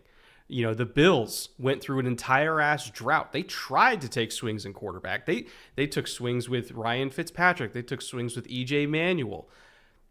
Josh Allen was the first time it worked since the 90s, since the early 90s. Was the first time it worked was Josh Allen. The Ravens had taken swings on quarterback before. They took a swing on Joe Flacco, and like they got to a Super Bowl, but they won a Super Bowl. But Joe Flacco still had a ceiling, and like they had taken swings. But Lamar was the first time in franchise history where they had an MVP caliber quarterback, and the Ravens are 30 years old, right? Houston, CJ Stroud, it potentially could be the best quarterback in franchise history, and they're 20 years old as a franchise. It took them 20 years to get CJ Stroud. And they had good quarterbacks before, like Matt Schaub, and like Deshaun before he became Sean, had a few years of really good quarterback play, and then he decided like, oh, I'm going to be a felon. But like it had taken 2 decades to get to where they're at right now. I mean, God, look at Detroit. There were Yeah. entire generations of Lions fans that were born, grew up, had grandchildren, and died before they got to where they're at right now. So it's, yeah, take wild swings, but boy, the likelihood of those swings working out, like, you just got to get on your knees and pray. Unless you're a Packers fan, and then you just kind of expect it to work. And when it doesn't, it's not in a vacuum. That's the thing, is when it doesn't, you still have to go out and field a team and play a season. You can't just go, well, we didn't get the mutant. We forfeit all our games. And we'll do it again next year. Oh, we didn't get a mutant again. We're going to forfeit our second straight season of games. Like, it doesn't work that way. You still need – you're not going anywhere in this league until you get a quarterback. Completely agree. But it doesn't necessarily have to be a top 5, top 10 quarterback. All of a sudden, the Bears are addicted to getting first downs. Screen goes Burr. What the hell? It's the third or fourth one in this drive. Can't buy one for the first quarter and a half. And now it's like, sure, we'll just start rolling. Why not? I mean, if your only argument is that the only teams winning Super Bowls have generational quarterbacks, it's not like the Bills or the Ravens have won one. It's not an automatic ticket. Well, I will say the Bills and the Ravens have had a window that has been wide-ass open for a long time because of their generational quarterbacks. They just happen to be in the same conference as the generational quarterback.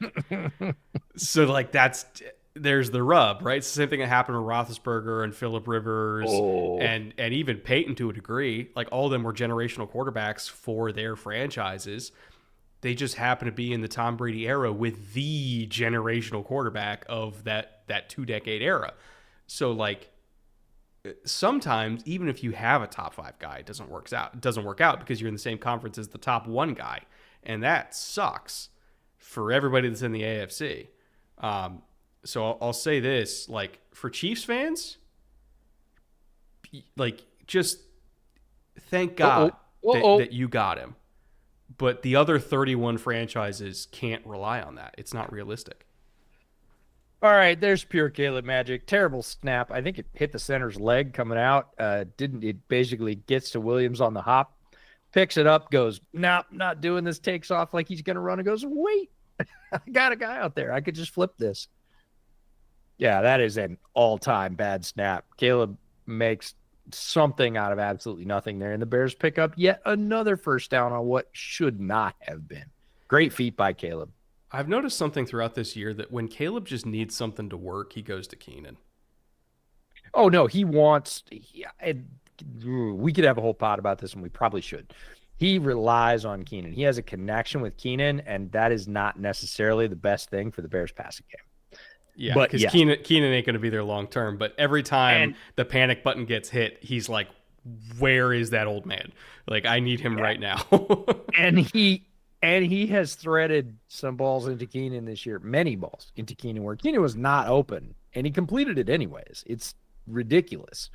I wish he had that kind of connection with his other 2 wide receivers. He does not. So we can talk about whether or not it's the best thing for the Bears long term, but you are not wrong. Their connection is good, but Keenan has not been great this year. He's dropped more passes than he typically does, and he is not getting open. Like, he's just not open a lot. Caleb's hit him regardless, but he's not open. He literally has somebody draped on him when he's making the catch. Especially in the red zone, though. Like, again, he'll have drops, but he catches the hard ones in the red zone.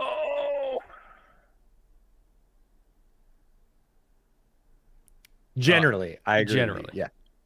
Echo for $50. Thank you, Echo. Appreciate you. Merry Christmas. He says, Merry Christmas from Utah, gents. I didn't actually realize that Echo lived in Utah. God, I should be. Well, there you go. I should be drinking the midwinter that I got in the back there.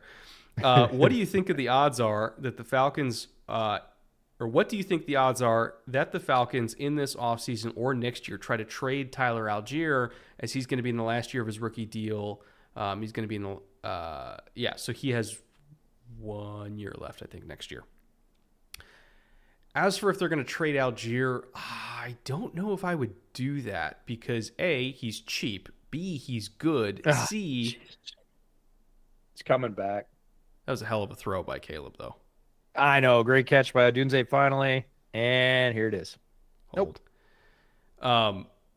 So A, Tyler's good. B, he's cheap. C, if Bijan knock on particle board, that he gets injured, like you still need to have a viable running game.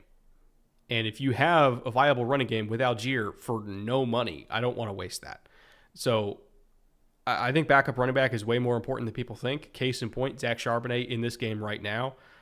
I would say keep Algier, wait for him to go sign a deal somewhere else and then pick up the comp pick on the back end. No. Crossbody, right on the numbers. Beautiful throw. Again, the hold's not on Caleb. We're talking about a backup offensive lineman who is, probably hurt himself and not playing with great leverage right now. Yeah. Also, Echo, are you Southern Utah or Northern Utah? Because Southern Utah, next time I'm in St. George, I might need to pop over and say hi.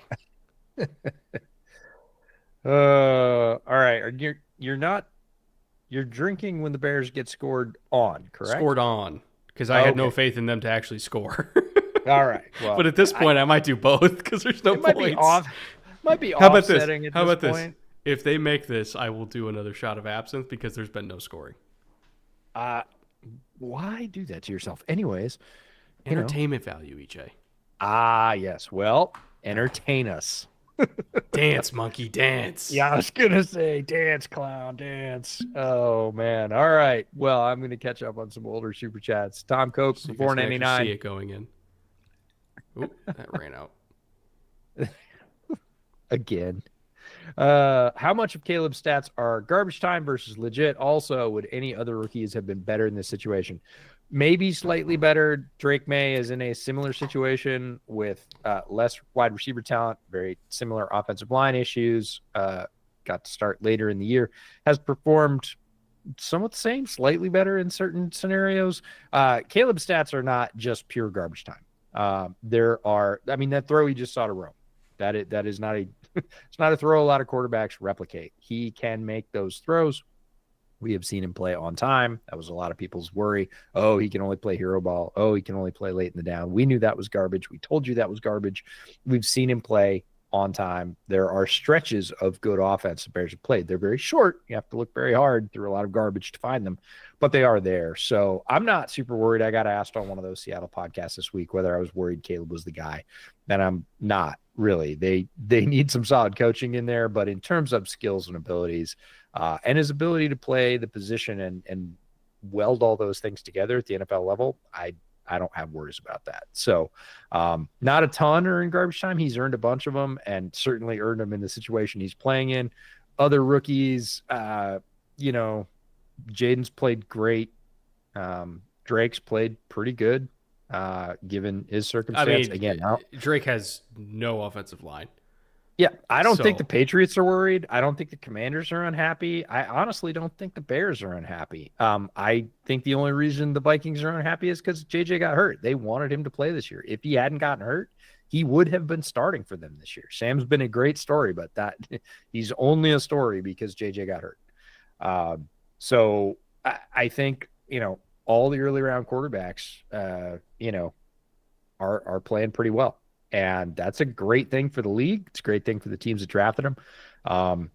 Again, got to get some offensive line help. We just saw it again with Curran on 2 consecutive plays. One was the holding play. Second play, he lets a blocker through on the screen. It gets blown up. Like you need quality offensive linemen. That's all there is to it. A, I agree. B, cheers to you folks. Number 2 is Shivers. Axel, thoughts on Pete Carroll to the Bears? We touched on it earlier. I actually don't mind the idea as long as he brings some offensive coordination help with him. It is so hard to watch people suffer. There you go. It's literally just for those of you that haven't instant tears. Yeah. For those of you that haven't had absinthe, it's so surprising. I think better sipped than shot, but the problem with sipping it is you got to go back to it. Shooting, you're just done with it. Not my favorite drink. Obviously not Brett's either. It's like a wet, sentient bush just took a shit in my mouth. Like, it's just awful. It's a fine description. And it's not that it's not good quality absinthe. It is. It's a small distiller. I've only had absinthe a handful of times in my life, and some of it was very bad, and some of it was absinthe that folks that really like absinthe said was excellent. The difference for me was minimal. I just don't like absinthe. Like good absinthe or bad absinthe, I don't really care. Oh, look at Zach. Weaving his way, Charbonnet. There's like an aftertaste of like the inside of a hockey pad. Oh, we're still going at it. Practice. Oh yeah, we got DK. There it is. Come on. Well, you can always bait DK. Exactly. You're gonna get him. Exactly. It's like Chauncey Gardner-Johnson, who did get kicked out. That was fun. Did you see that on Sunday? Yeah, I didn't really agree with it. I think it was the sum total of actions. Like this is time served for all your transgressions. Yeah, that's definitely hockey pad after practice. That's Stevenson going against DK. Headbutt. Let's have it. Walker's trying to walk off DK and he gets pushed in the face. Come on, DK. This is what frustrates people about DK. Not that he's not a great player. He's not dominant. Incredibly emotional. Yeah. You can always count on him to get a couple of these. And I mean per week. Like it doesn't always happen, but if you want to bait him, yeah, you can do it. How bad is absinthe versus 151? I actually haven't had 151. What? Never had it. Really? Never had it. Okay. 151 is straight jet fuel. Like it is avgas, 100%. And I think you just kind of know that going in. It's like super proofy, really high octane. You just know that's what you're getting. It's just hot going down. Like there's no hiding it, right?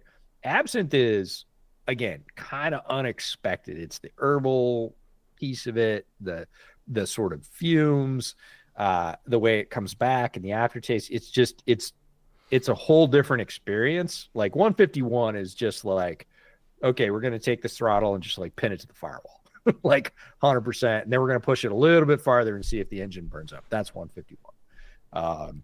Absinthe is just more surprising and layered and not in a good absinthe way. is sticky. Like it sticks to the tongue. Yeah. No, and when I said take that varnish off your tongue, that's what I meant. Worse, right? Yeah, it doesn't get better. It starts out with this like earthy, but not in like a good way. I'm talking earthy as in like, when dirty. Like you're raking wet leaves off your driveway, but they've been there for a few days. Right? Like it's that. And not in like a peaty, like no. This is not layered nuance that you enjoy. This is not terroir. This is this is compost. Is what it is. It's earthy compost. Yeah, there you go. It's got that great there's note just of chicken bones compost thrown in there. It's chicken bones. It's like potato skins. It's pig food. That's what I'm saying. It's liquid pig food. Sell it, Brett. Oregon Spirits is sending you cease and desist right now. They're like, you have to drink it with sugar. Like, no, I don't. No. Dane B for $10. Listen, I may be slightly unhinged and I have literally zero experience in scouting talent for the NFL, but Kyle McCord is definitely the savior the Seahawks are looking for. This is reasonable, yes. Unfortunately, Dane, quiet. Don't tell anybody. I kind of like there's something about Kyle McCord. I almost flew to Syracuse to see him play this year, just for Kyle McCord. Well, we're going to get to see him anyway. You know why? I do know why. He's at As Shrine. a matter of fact, he's going to Shrine, and I'm very excited about that because the trip to Syracuse did not materialize. But I was literally going to fly to Syracuse to see him play Virginia Tech because I can't get the notion of the good things that Kyle McCord does out of my brain. The week before I was supposed to fly, he threw 6 picks or something, three picks and 2 pick sixes or something. Like it was really bad, but I still believe there's some good stuff in there, and all good quarterbacks have really bad games. But is he the savior? Like straight out the gate? I wouldn't go that far. Do I think he has talent and could be one of those guys that comes from the middle rounds, sort of sneaks his way in and becomes a starter? Yeah, I think it might be there. I haven't finished my final eval on him, not even close, but there is something there for sure. So you're not crazy. The flashes are there. You have to see whether they balance out, and I'm excited to do that. So thank you very much for the super chat. EJ, if you want to look, so the reason why I went to the liquor cabinet, Dane Robergs for $10 said, "Merry Christmas from New Mexico. Recovering from a ruptured Achilles. Fucking ow, for one. Any recommendations on Scotch bourbon for New Year's?" So I'm grabbing a couple from the cabinet. EJ, I'll let you give your recommendations first. Okay, Scotch or bourbon for New Year's. There are a lot. I actually went to Total Wine on Christmas Eve, more because I wanted to look. I actually didn't end up buying anything there. The thing I wanted was somewhere else. But I love going to Total Wine, just cruising around and looking at options. Really depends on what you like. As always, for any classification of liquor, there's a wide range. Scotch or bourbon. I'm not much on Scotch. Scotch isn't my favorite. Macallan is probably one of my favorites for Scotch. Definitely Brett is better with Scotch than I am because I appreciate it, but I don't love it. Bourbon, ooh, yeah, that's Roundhouse stuff. I would look for the Blue Label Old Forester. He's got good. Eagle Rare there. Yeah, the Blue Label Old Forester is really good. It's hard to find. It's not super expensive. It's just hard to find.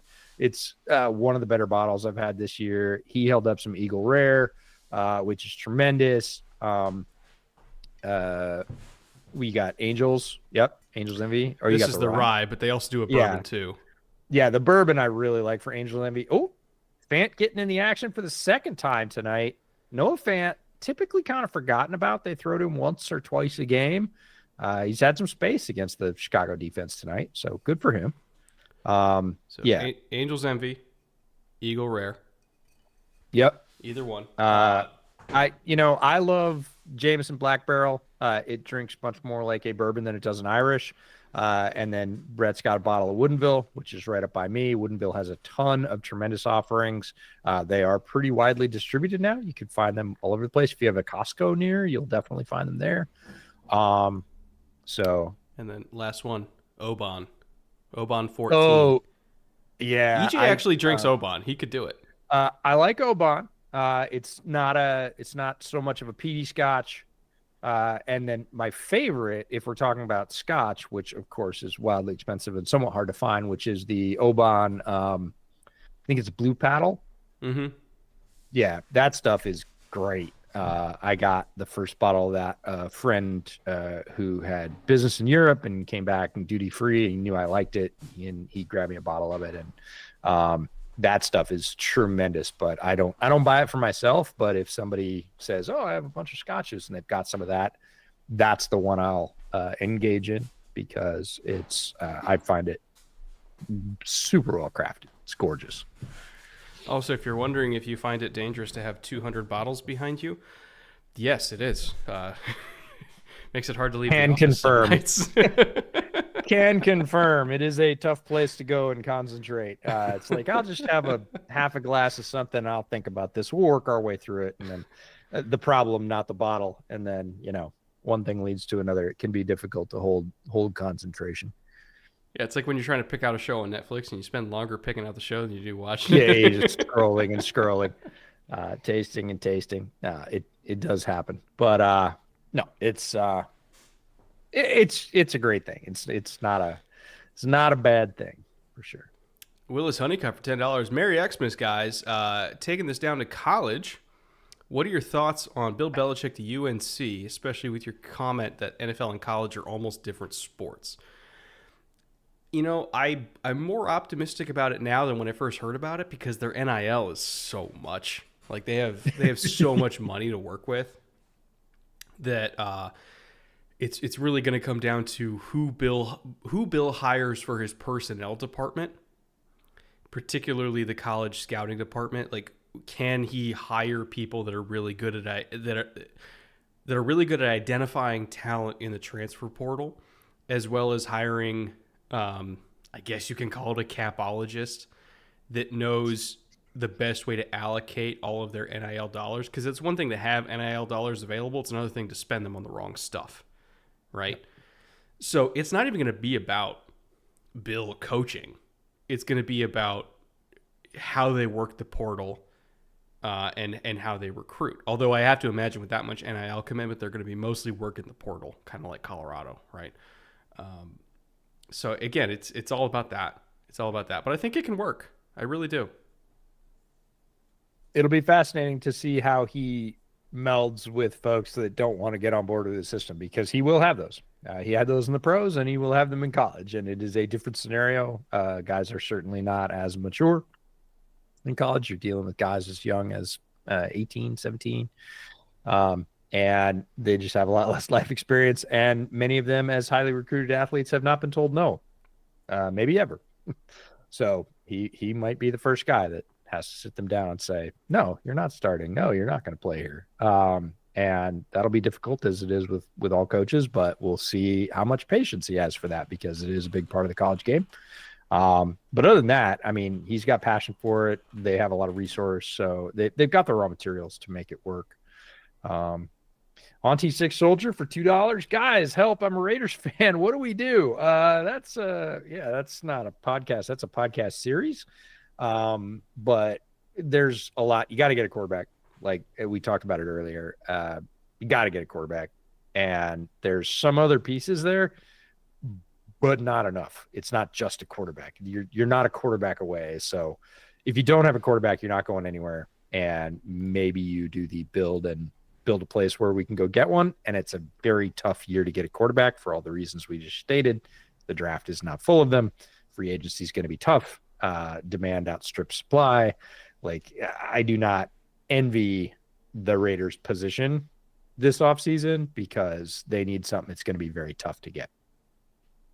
Oh, knocked down at the line. All right. Yep. Another victory for me, EJ. 3-3. This is going great. Well, we all know it's smoke and mirrors anyways, because you're not using a clear glass. Hey, man. You can't fake ass. Like, it's so bad. I would attribute that quote to a lot of people. Fitzy had a great one for $2. Barrel Seagrass Rye Whiskey. So I Googled it because I've never had it before. I what? Think you've brought it up before. No, you have, because I gave you some when you came up. Did you? I did. I saved a shot and a half of that stuff just for you. And he's not wrong. Seagrass is fantastic. I classify seagrass as athletic drinking, because if you are in the mood to sit down and have a pour of something and just kind of like sip it and have it be normal, seagrass is not your jam. When did I have this? Was it at your house or when we were on the lake recording? It was the year before. Well, I looked it up and it sounds like it's right up my alley, so I must have liked it. I think 60%. I think it is so you, and it's not that it's 60%. It is that it is all the things that we're talking about with absence in terms of nuanced and layered and whatever, but they're all good layers and they just like keep appearing. And, so when I say athletic drinking, like, have it when you can sit down and concentrate on it, because there is a lot to take in there, and it is not a uniform experience. It is not a 1 or 2 note strong experience. Like, it starts off one way and it moves again and it moves again. If you take another sip of it, it continues to do that, and it is an enjoyable experience. But I found that it lasted longer on my shelf than I thought, because there were nights I looked at it and went, I'm not in for that ride tonight. I just kind of want something that I can sip on and do some work or whatever. I don't want to sit down and like focus on it. But if you can do that and you're buying it as that special bottle to have on your shelf to share with friends or whatever else, I would recommend it. It is unexpected, but in a good way. I really, really liked it. For chat that's not familiar with it, it's 120 proof, so Hen Dog would love it. It is rye, finished in Martinique rum, Madeira, and apricot brandy barrels, which, again, I don't remember trying it, but that sounds exactly like something I would love. There is a lot going on there for all of those reasons. And if you are, again, expecting a kind of straight and true, like... Wait, they scored. What am I doing? They scored. I didn't realize that. Well, Ish. I mean, It's points. they It's kicked the field points, goal. EJ. You're correct. You're correct. They kicked the field goal. They did score. But we were talking about a great. Yeah, I'm liquor. talking about something I want to drink, and now No. they're making me do this. Yeah. So, in general, all of their offerings are really solid. They're quite different, but I think Seagrass. I got that bottle of Seagrass. Okay, quick, McAllen's, quick. No, that's. Oh God, I lost the cork. Okay, well that's staying open.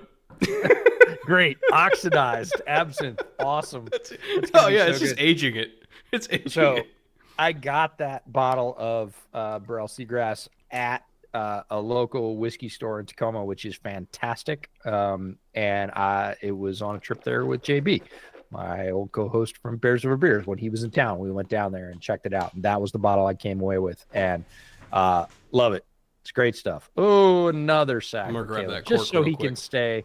Yeah, just so he can stay on a historic pace. Because for those of you not following along, Caleb's taken more sacks on the Bears this year than they did in the first year of the Mike Martz experience. Oh, don't say that name. Don't say that name to Yeah, me. dude. You mean the man who traded was- Greg Olson? Yeah. Yeah, yeah. Good call, Mike. 2 weeks ago, he was 4 sacks ahead of that pace. He was 52, and the Martz team at that point in the season was at 48. What do you think Which is is more offensive, staggering. Mike Martz or this? Early career Mike Martz, definitely the absent. Late career Mike Martz, oh, it's drawn even. It's drawn Well, you see, all you even. have to do is just give him Kurt Warner, Marshall Faulk, Torrey Holt. I realize. I don't know. Throw in a couple other Hall of Famers, Hall of Fame left tackle. Yeah, Hall of Fame left tackle would have been Then it great for works. the Bears. Then it Didn't works, have sure. it. Yeah, I think that's what he didn't adapt to was like, hey, my left tackle is just going to be able to hold up indefinitely by himself. No, Mike, most of them can't. Oh, well, mine could. I'm not adapting. They should be able to. All right, we have a lot of Yeah. super chats to catch up on. So, Yep. EJ, I'll let you take the lead on that. Ben Enlet for $10. Great show as always, guys. So I've seen a rumor that Pete has some interest in the Bears head coaching job. Do y'all think Pete Waldron pairing is shown to be wildly ineffective? Yeah, well, Waldron's well and gone. Again, Pete would have to, I've said this a couple times tonight, Pete would have to bring with him a cutting edge offensive mind or else. And there isn't really anything else. It's or else. It won't work any other way. So if he can, great. I actually like Pete as a team builder and a leader. I think he builds a really good culture. I know a lot of people are worried about his age. I understand. He is the most energetic dude I know at that age. So I'm not so worried about that, but I am deeply concerned about you got to bring offense with you that is high level. I don't think there's any way they hire a coach that isn't a current OC. I just don't think it's going to happen. Unless Vrabel has a guy in mind that he's going to hire. But I still don't think it's going to happen. Yeah. I don't know. He just checked out. By the way, No, great he's year to not start a checked Bears out. podcast, EJ. Yeah. Wonderful Talk season. again, you say you're the most successful bad business person people know. Like my timing, it's so good. I'm telling you. All right, I'm going backwards because mine just updated. Robin Lastly for $5. Really appreciate that, Robin. Andrew Fitzpatrick, who is Fitzy for all of you that don't know. The Green Fairy, yes, the nickname for absinthe, indeed. There's a reason they call it that. Side note, you've seen Eurotrip, right? Yes, I have. You made out with your sister, man. It's still, like to this day, it's still one of my favorite movies. I know that makes no sense, but it really is. Oh no, we all have those movies. We all have those movies that we love that other people are like, what? And you're like, yep, 100%. Sorry, Dane, just going back to the ruptured Achilles, really sorry to hear that. As a guy that's had some work done on my Achilles but did not rupture it, and it was a very small amount of work, it was immensely painful. Not at all into that. So I wish you the best in recovery. That's a tough one. Does Torrey Taylor, this is Curtis Rogers for $2. Does Torrey Taylor look worth the fourth? Caleb ruined ? So 2 questions for one. He was never going to be worth the fourth. It doesn't matter. It's not about Torrey Taylor. It's just it's not a thing. If you take a punter in the 4th round when you have other needs, the guy has to be one of the 2 best punters in the league, or it's not worth it. He has to be an all-pro, and there's only 2 of those guys every year. It is an unrealistic standard. Torrey Taylor's a great punter. He's a great player. Do you take a punter in the 4th? No. Like it's not about Torrey Taylor. It's about process. That's it. Yeah. So when you have other Caleb stuff you ruined? need. No. Caleb dented, bruised, behind the curve from where he should have been? Yes, all those things are true. Ruined? No.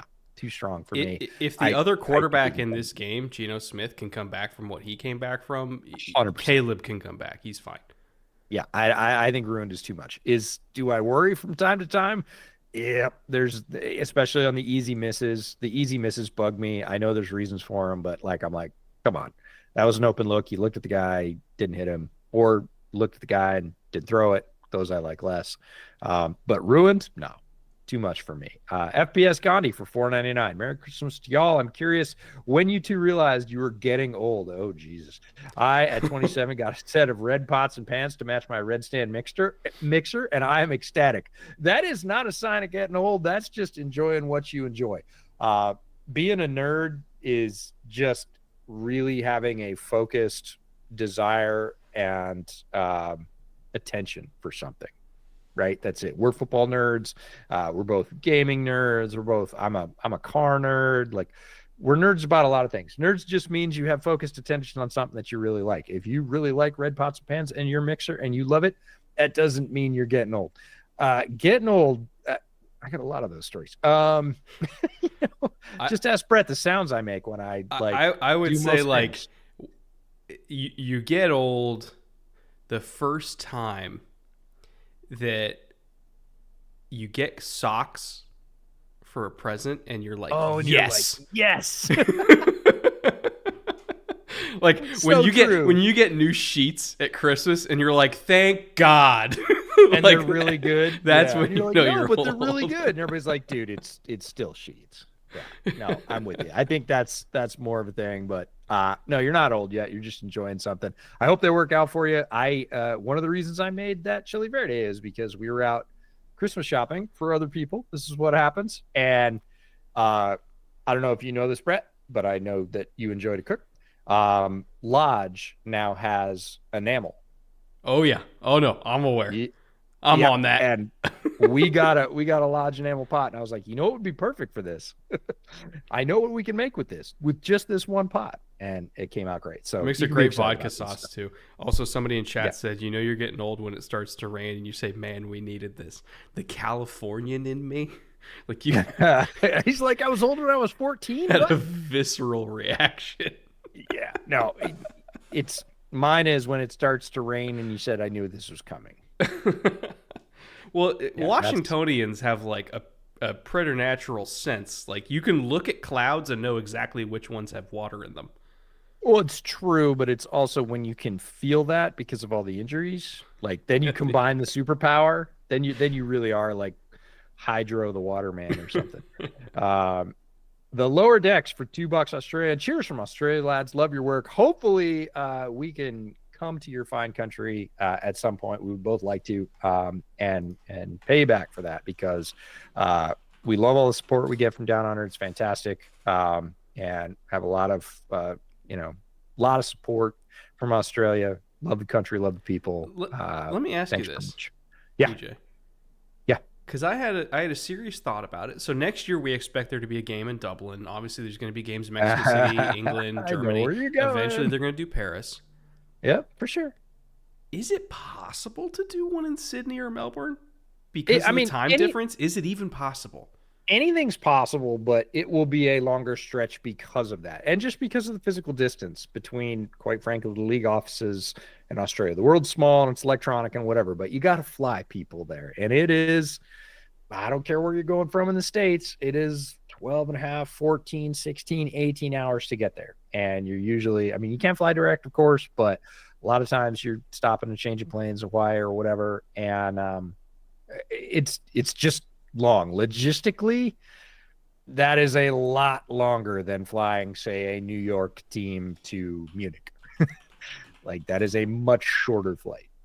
So the same thing with, getting into South America. You're starting to stretch down there into Brazil, but I saw a thing last night, and they were saying what most people don't realize about Uruguay is, yeah, it's a really cool country, but it's like something like 14 hours from Miami. Like, it's way down there. And when you start stretching those distances out there and you throw in the time change, so it's possible, but it's going to be really difficult. Same thing, same argument people have had with Asia, right? Could we do one in, Tokyo? Could we do one, mainland Asia, like any place? Like, sure, you can, but everything just cranks up. You're gonna get it dialed with everything else, I think, for a couple of years, and then be like, okay, we're gonna look at the possibility. I have a theory about it because, and I just looked at the time because I was like, I know it's afternoon there, but I want to get the exact time. So it's 1:40 in the afternoon on Friday. So it's tomorrow at 1:40 p.m.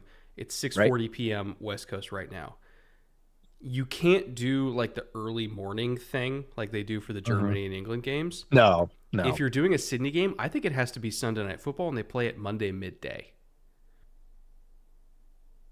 Okay. You could make that work, right? And then you just give them a bye week after. Well, I think no matter who they are, you're giving them a bye week after, because they do have to get home. And it's going to take a lot of that for sure. Sherm takes an ice bath after the game. I don't know why that's a thing. Let's not think that's a great deal. Promoting. Yeah, I guess. Mark Schuler for $10. Burrow has a chance to end up leading the NFL in passing, TDs, passing yards, completions, and won't even be in the conversation for MVP this year because of the D. You're not wrong. Burrow's having a tremendous season. I think of Burrow in a lot of ways as the Geno plus, right? A lot of people have this argument about Geno. Geno's having a great season, but he's not surrounded by great talent or whatever. Burrow is having a season greater than that. He is that plus something, and people are still not talking about him. Again, because of situation, because the team's not in it. And when we talk about this all the time, people get really upset. We say, oh, he didn't, this guy didn't play a bunch of primetime games, or you talked about it earlier, like, signature wins, right? This guy didn't beat this team and this guy did, even if their other records don't even out. Like, people don't want those things to matter. They want it to be purely analytical for these things, and it's not. It is emotional. More voters exist on the East Coast than on the West Coast. Not all of them stay up for late games. There's a lot of things that go into this. It's just a fact. If you make big plays on prime time, even if you don't make as many big plays as somebody else for the same award, if you make big plays in prime time, it does matter for these awards. We just say that we're just the messengers. Don't shoot us for that. I was trying to find the stat for that. I'll have to come back. I had a stat for that. I did. Truly, okay. I did. I'm going to have to find Burrow? it. All right. Well, don't take another shot if you're looking for stats. By the way, I'm already starting to feel my hand get a little bit numb, which could be, again, talking about getting old or drinking absinthe. Not 100% sure yet. We'll find out together. What is your indicator of where you are right now? Well, my hand's starting to feel I started to feel it last year when we did this, right about when my face no longer had feeling. Right, when your face didn't work anymore. But, okay, great. My face is still good. It's just my hands and appendages. We're all right. Oh, lovely. Blind and Dumb for $4.99. What's the worst team Andy Reid could take over and make a playoff team immediately? In other words, talking about taking chances on players. Jags. Yeah, Jags. Trevor Lawrence and BTJ and ETN and Tank and Jags. A lot of, again, does he get Spags? Because if he gets Spags, that defense would be he doesn't even need Spags. I mean, he does, but he doesn't need him, but I want it. But if you just give Andy Reid plus league average defensive coordinator, no, I would agree. Their improvement would be tremendous, which is funny considering that Andy came from Philadelphia, as did Doug Peterson, but very different experiences. That's B12 deficiency, Brett. Fun fact. All right, I do give B12 to my cats every single day, but not to myself, just because I take better care of them than me. 100% that's true. Chat, believe him. That's as far back as I can go in my chat because it finally updated. I'm sure we missed some. If we did, go ahead and put it in again. Do not add any other money. We appreciate very much all the super chats. We won't necessarily get to answer them all, but we will try. This game sucks. Yes, Robert Brown, this game does indeed suck. But we kind of knew that was the case going in, so I don't feel terrible. I feel worse about the ones where we think it's going to be great, and then we look down after halftime and it's 6-3, and we're really upset about that. Here we're kind of like, nope, par for the course. We knew it was going to be bad one way or another. This counts. Short round for $5. Who is DK Metcalf getting traded to this offseason? Patriots. Oh no, because then the Patriots could take a tackle and not have to deal with taking a receiver early. Like, they'll do it. They'll trade a second for DK Metcalf. And the Hawks would take it, too. Not that they don't like DK, but, like, they would... Again, they're starting to get to the point where, like, they got to figure out money. Like, they would do it. Yeah, I think they would do it for multiple reasons at this point.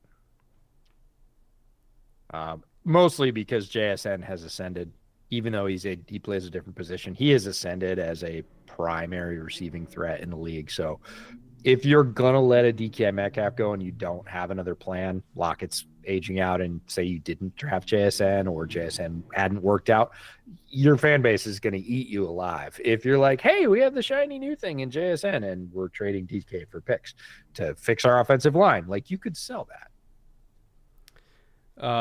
Fade, Miss Super Chat, free DJ Moore. Send him somewhere he'll flourish, like Carolina, please. It feels like it's just intended specifically to needle each in the ribs. Well, it's not, because, I mean, you remember Moose Muhammad, right? Moose Muhammad? Yeah. His famous quote, Chicago is where wide receivers go to die. And, you know, I don't know if it was just a comment or a curse. It's kind of acted like it, or, you know, just continued to act like it. He's not wrong. Outside of Brandon Marshall, who had some very good years, but again, much like DK, had other things going on as well. You know, high-profile receivers, DJ Moore was certainly that when he arrived in Chicago, do not tend to do better. In fact, they almost all do worse when they show up in Chicago. Alshon is like the only one that I think was consistent as far as like good in Chicago and good somewhere else. Mm-hmm. And that was about it. And he was drafted there. You know, again, Moose wasn't he wasn't distinguishing between being drafted there or traded there. He just said this place is where this position goes to die. And he hasn't been wrong. Would you count Brandon Marshall as a Chicago success? Yeah, largely. You know, it didn't end super well, but doesn't with a lot of talented superstars in a lot of places, not just in Chicago. But his production with Cutler was really good. You know, again, he had a lot of people in Chicago. He's still a very polarizing Chicago sports figure. There are Bears fans that love him and talk about him in hallowed tones, and there are Bears fans that do not talk about him using hallowed tones. They use lots of bad words. You know, again, but I found out that, you know, I think the longer you do this, the more you find out that those players exist in every fan base. I remember talking nicely about Marshawn in Buffalo and getting some really bad looks. And I was like, oh, yeah, right. They don't love him here.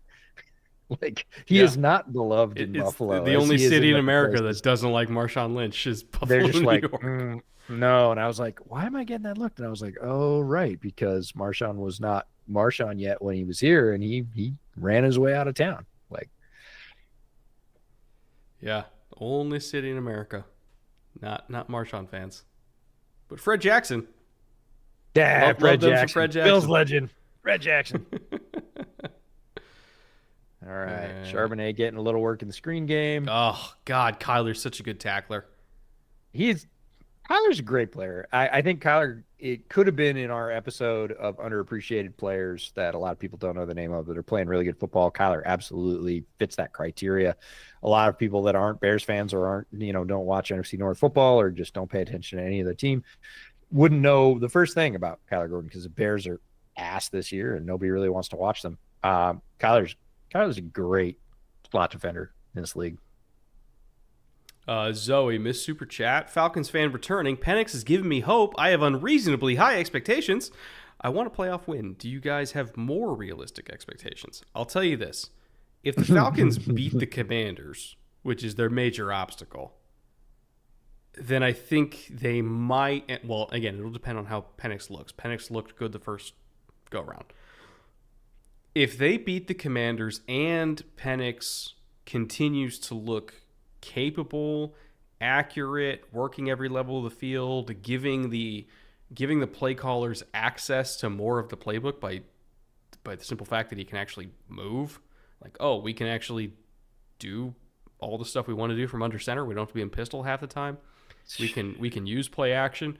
Like, if the Falcons offense looks like it's supposed to have looked the entire year with Penix, and they beat the Commanders, then yeah, they're going to win the division. And at that point, all bets are off, because the Penix-led Falcons are a very different part of the equation than the Kirk-led Falcons. The Kirk-led Falcons, very predictable, obviously have a ceiling.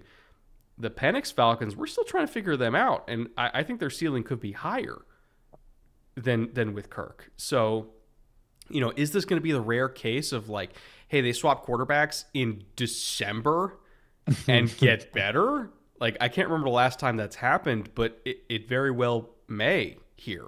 So I don't necessarily want to say what the ceiling for Atlanta is right now, because I'm still figuring that out. But I have a hell of a lot more hope for them now than I did 2 weeks ago. Like 2 weeks ago, I was like, they're not going to win the division. They're dead in the water. Tampa's going to win it. Like, it's going to be a lost season. Now I'm like, oh, they might actually do something in the wild card round here. We'll see. Yeah, and Penix looking the way he did is the reason that take is viable. He came out, he looked calm, moved through his progressions, he operated the offense. They scored more points because of it. It really is a rare opportunity. Typically, those late season QB changes come only because of necessity. And I mean, like, not a choice. Like, Kirk broke his damn leg and can't walk anymore. So now we just have to see what's up. Very rarely is it, I think we're sputtering a little bit. I think we do a little bit better with the replacement. Like, that doesn't happen typically. So it's rare. And you said, I don't remember the last time that, it happened. It's because it just doesn't happen very often. It's a very difficult thing to do, to say, yeah, we're going to pull the plug on an established guy and go with a rookie because we think he's better. Our ceiling. Yeah. He's better than a guy who's made $300 million. Okay. Anybody? Oh, did he fumble it? Oh, he did. Oh, yes. He most certainly did. That ball ripped. See, Geno's first mistake was, as soon as he stepped out of the first pressure, he thought he still had the time. And it's like, no, dude, if they're behind you, they're coming. So 2 plays ago, he made the right call. He stepped up in the pocket. Phrased that incorrectly. Yeah. I was just trying to save over that. I know you were trying to get past that. I was like, wait a minute. Yeah.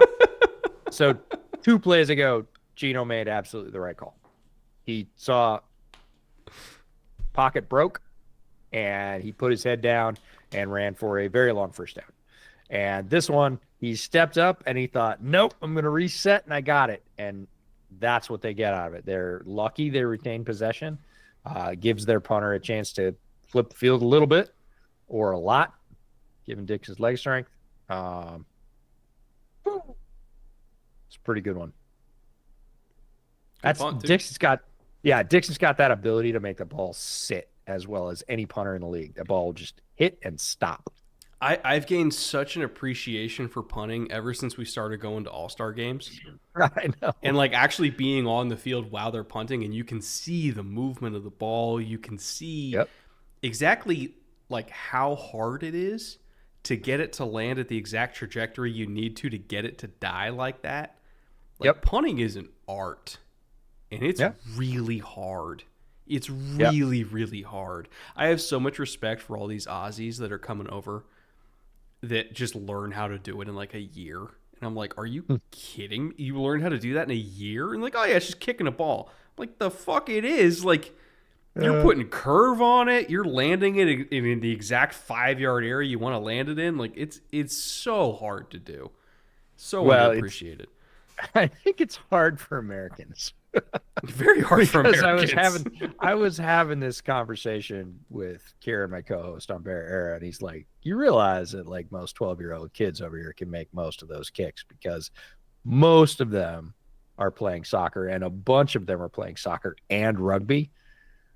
So they're doing it right now anyways, which is, the same as the Australian model. So, there is an Irish punter. The Green Bay's punter is Irish. The international pathway program players were announced. There's more guys coming over from Ireland. They are typically kickers. We're going to see, multiple sources continue to come in because they're like, we can do that.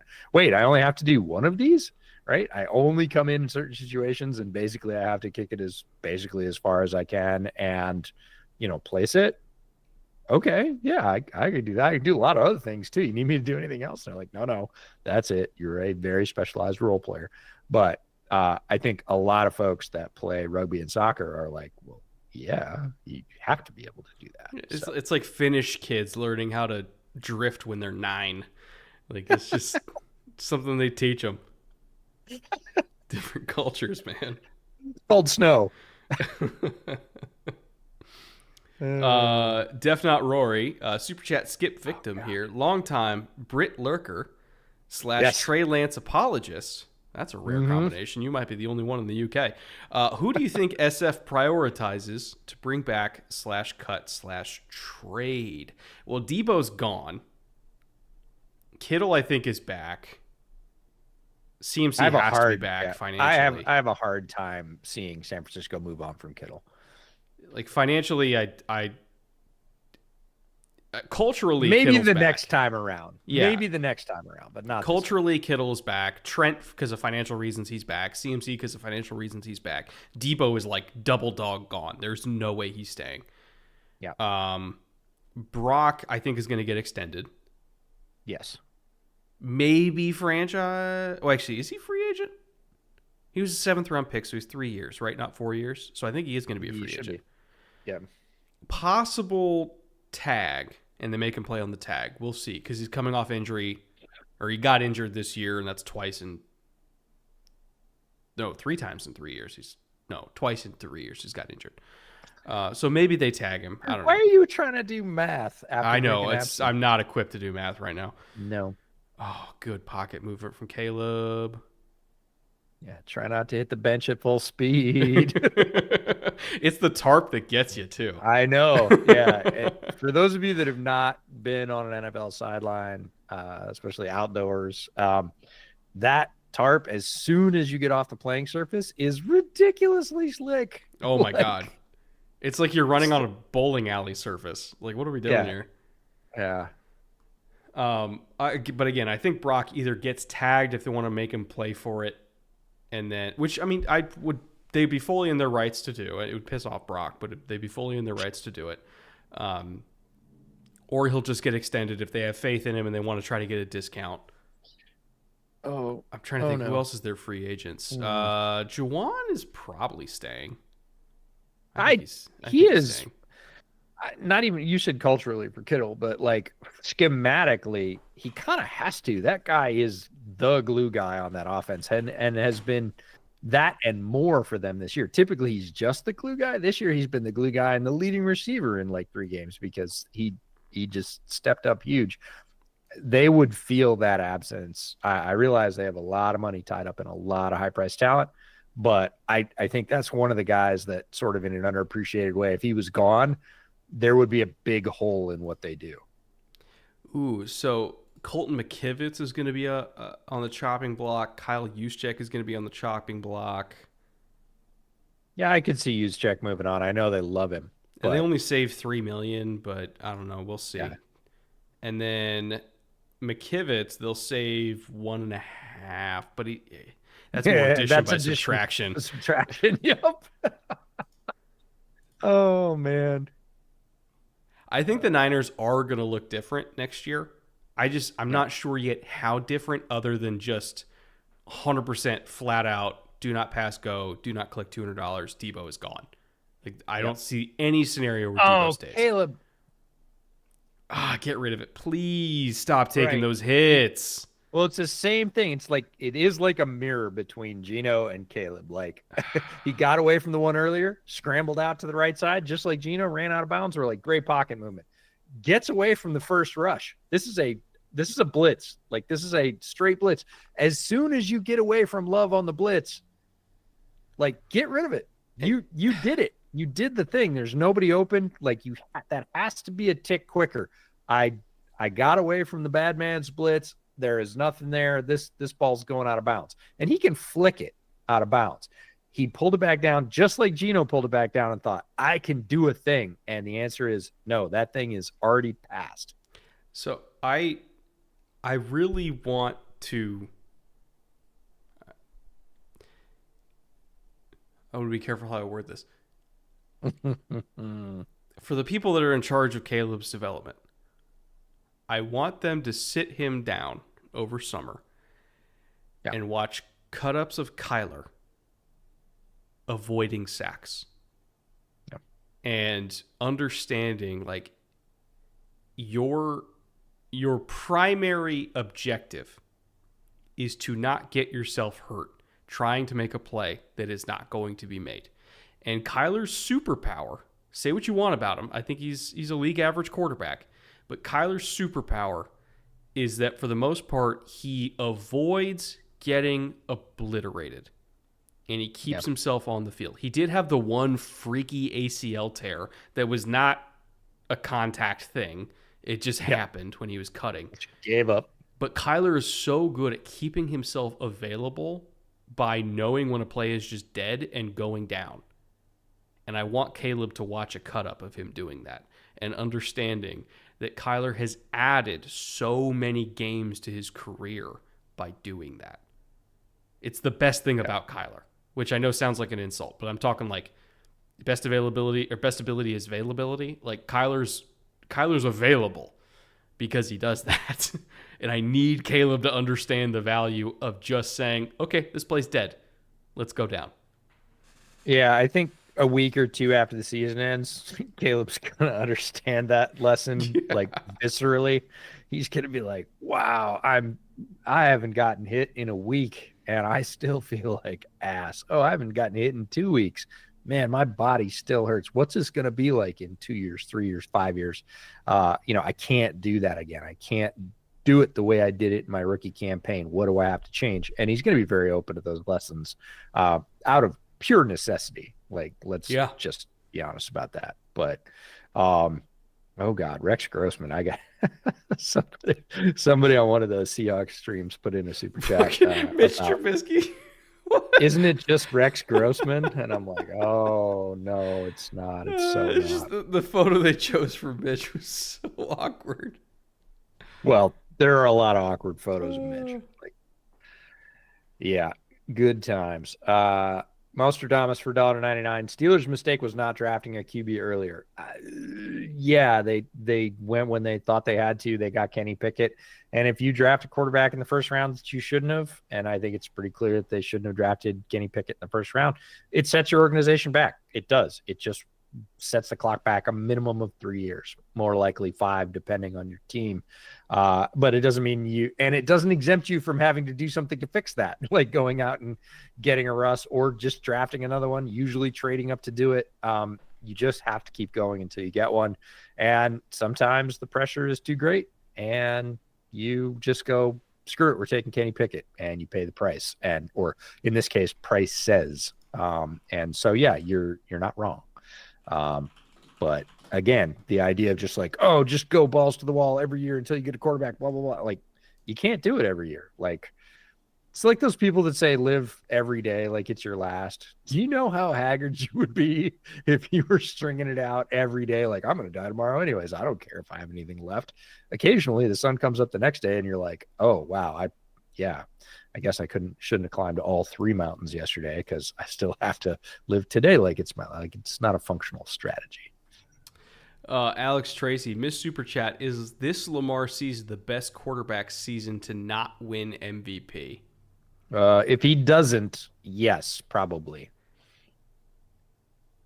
I'm not 100% sure about that because I feel like with as many like 5,000 yard, 40 touchdown seasons. Oh, did Jason catch that? He did. He Holy did. shit. He's down. They're going to blow that whistle. But with as many as of 5,000 yard, 40 touchdown seasons that Drew Brees had, and like not getting MVP for any of those, or like how many times did Aaron Rodgers get it where like the second best guy was still incredible, right? Or Peyton, right, when he threw for 55 touchdowns, but like who was number 2 that year? Yeah. Like, I feel like there have been better quarterback seasons than Lamar that just happened to be at the same time as any of Aaron's peak seasons or Peyton's peak seasons. I'd have to go look at the numbers to confirm, but I feel like the answer is probably no. I don't know. I'm going to take a peek because Lamar he's a unique player. There have been other players like him, but in the league right now, I would say he's a unique player. Let me see if did Dan Marino win it in his second year? 1984. Okay, he did. I have no idea. He did. He got it. I was like, because if Marino didn't win it that year, then that's your answer, right? Right. Yeah, well, there's that. Yeah, Drew Brees never won MVP. I know, but he has like 4 5,000-yard seasons. So it's like he never got it once. Oh, sorry. I'm going to grouse about that. Tom Brady, willingness, 2021. Willingness to hit, but poor tackling. Hold on. Tom Brady 2021. So Brady in 2021 was 5,316 yards, 43 touchdowns, 12 picks. That's better than Lamar this year. I throw in rushing all you want. That's better than Lamar this year. And he didn't win MVP. Again, because Aaron is Aaron. Like, that's that. Again, Lamar has had a phenomenal year. It's not the best year to never win MVP. What'd you say? 43 and what? No, he had 5,300 yards, 43 touchdowns, and 12 picks. 43 and 12? Yeah. I don't think Lamar's hitting 43 this year. He's at 39 and 4. I mean, 39 total or 39 passing? 39 passing TDs. Is he that high? That was 39 total. 4 interceptions. Oh, is it this total? Hang on. You could be right. I could be wrong. It's very possible. Again, I'm the guy who's been doing shots of absinthe, so. Right. No, but you might be right. 5,300 yards is kind of gnarly. No, 5,300 yards is not kind of gnarly. 5,300 yards is really gnarly. Wait, Bears scored. What? On defense, even. The fuck? We are digging through dusty record books trying to figure out if. Did Kyler get one? Because they were doing the Spider-Man celebration. Hold on.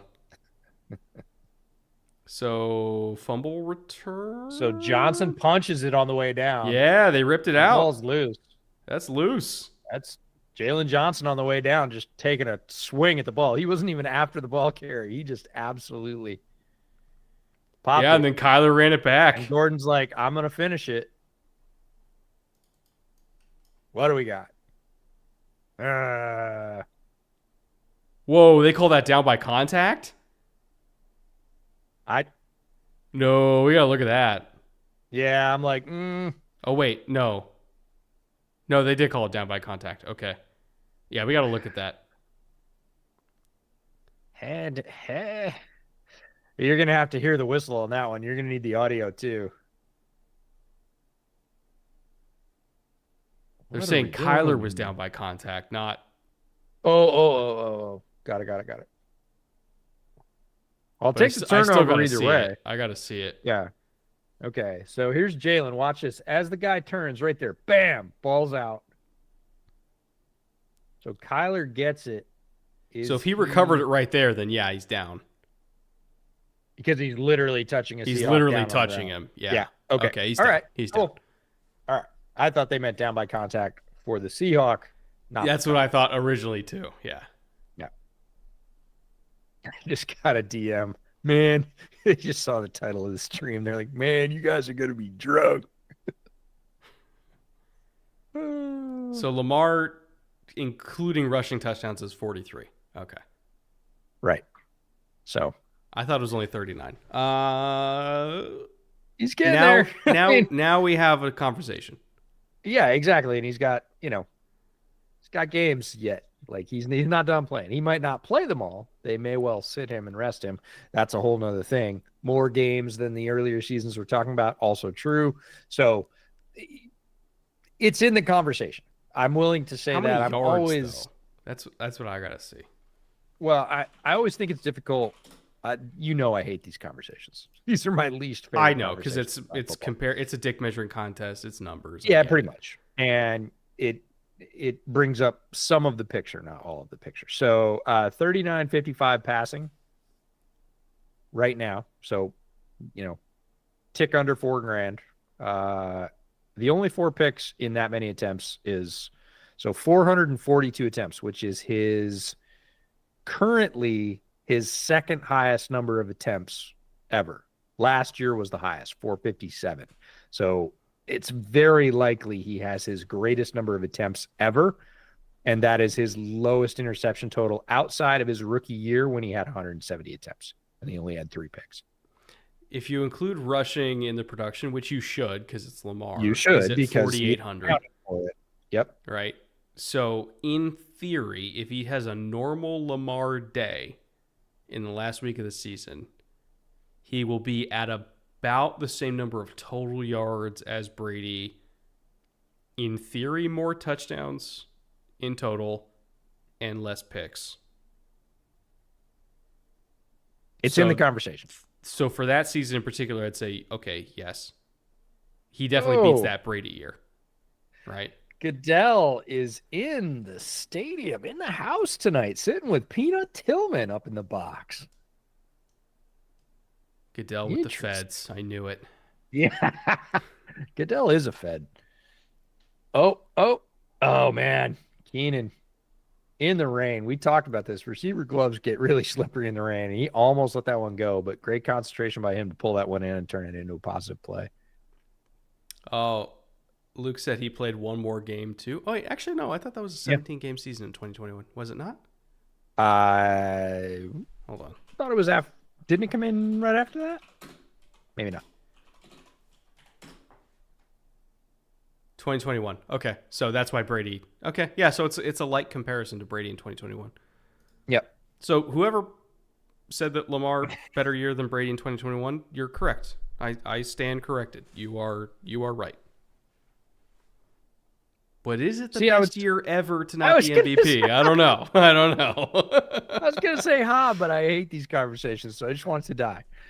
I do not love the stat conversations, all-time stat conversations. I feel like I'm like a Sports Illustrated columnist that actually has to invest in this, and I hate it. Not the business we got into. Hence, Thursday night streams where you drink absinthe. I just want to drink and be merry. Drink and be merry. Well, I think that's fine advice for all of you out there. Don't drink like we do, but do be merry. Maybe even more so. But if you are going to drink like we do, oh my God. Oh my God. The Larry Borum experience, everybody. Remember when I said the Bears need a new left tackle? I don't care if it's Braxton comes back or not. Dude, watch Larry Borum on this play. I know. Watch the replay. I understand. There's 2 rushers and he takes neither. Yo, I got 0. What I'm saying is, if they get a new left tackle, Braxton is the backup now, not Larry. And I like that a lot better. Backup anyways. Kieran was drafted this year. Kieran Amagaji was drafted this year to be the backup. No shot. You saw a couple I weeks did ago. See. We looked, but I've seen lots more of Larry Borum, and it's no better. And I was a Larry Borum supporter when he was drafted. I was like, he could develop into a very nice third tackle at some point. Then they went right out and said, no, you're the starter. I was like, well, that's not what I meant. And he played above his level for a little bit. And then he played like this. So everybody playing offensive line for the Bears this year has looked horrible. And it's one of the reasons I'm not sure why Chris Morgan has escaped scrutiny such as he has. He shouldn't. Give it 2 weeks. He's gone. I understand that, but and I'm not trying to be callous about it. I don't like when people get fired. I'm just saying realistically, Like he's not going to be one of the coaches that gets retained for the next regime. It's just not going to happen. No, absolutely not. But he's like Chris Morgan's a well-respected guy around the league. He ran all the offensive line workouts at all the pro days I went to this year. Like he's, those guys are selected by other coaches. It's not just like, oh, who has a high draft pick?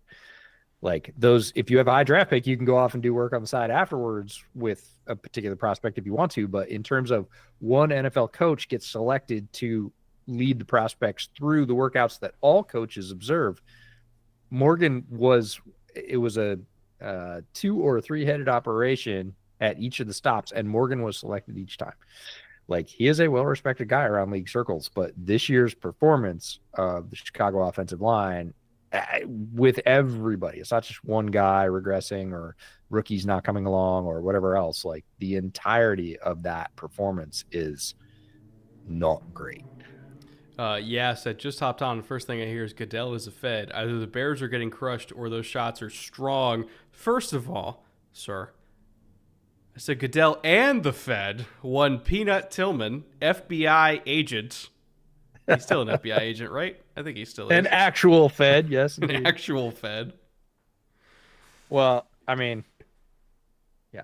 You remember the crazy stories about how during the misadventures last year, how it's like they brought in Peanut Tillman to walk him out doing a perp walk, and we're like, what are you talking about? Yeah.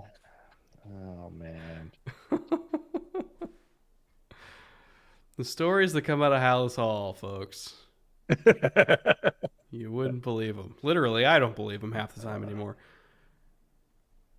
And we hear them all. Well, I mean, you could say what you want, but Goodell's dad was a senator. Yeah, Goodell's. So the reason, people don't know this, the reason why Goodell's the commissioner, he got his first NFL job as an intern with the Jets on a recommendation letter from his dad, who was a senator at the time. And that started Goodell's NFL career, and he worked his way up from there, starting as an intern with the Jets. So if you don't like Goodell as a commissioner, which overall I think he does as good of a job as I think he can, being at the whims of 32 billionaires that generally aren't. I have to be so careful with what I say. Yeah, he's at the whims of 32 billionaires. But if you don't like what Goodell does, blame the U.S. government, is what I'm saying. One of my favorite games to play with Brett is to basically just let him have enough rope.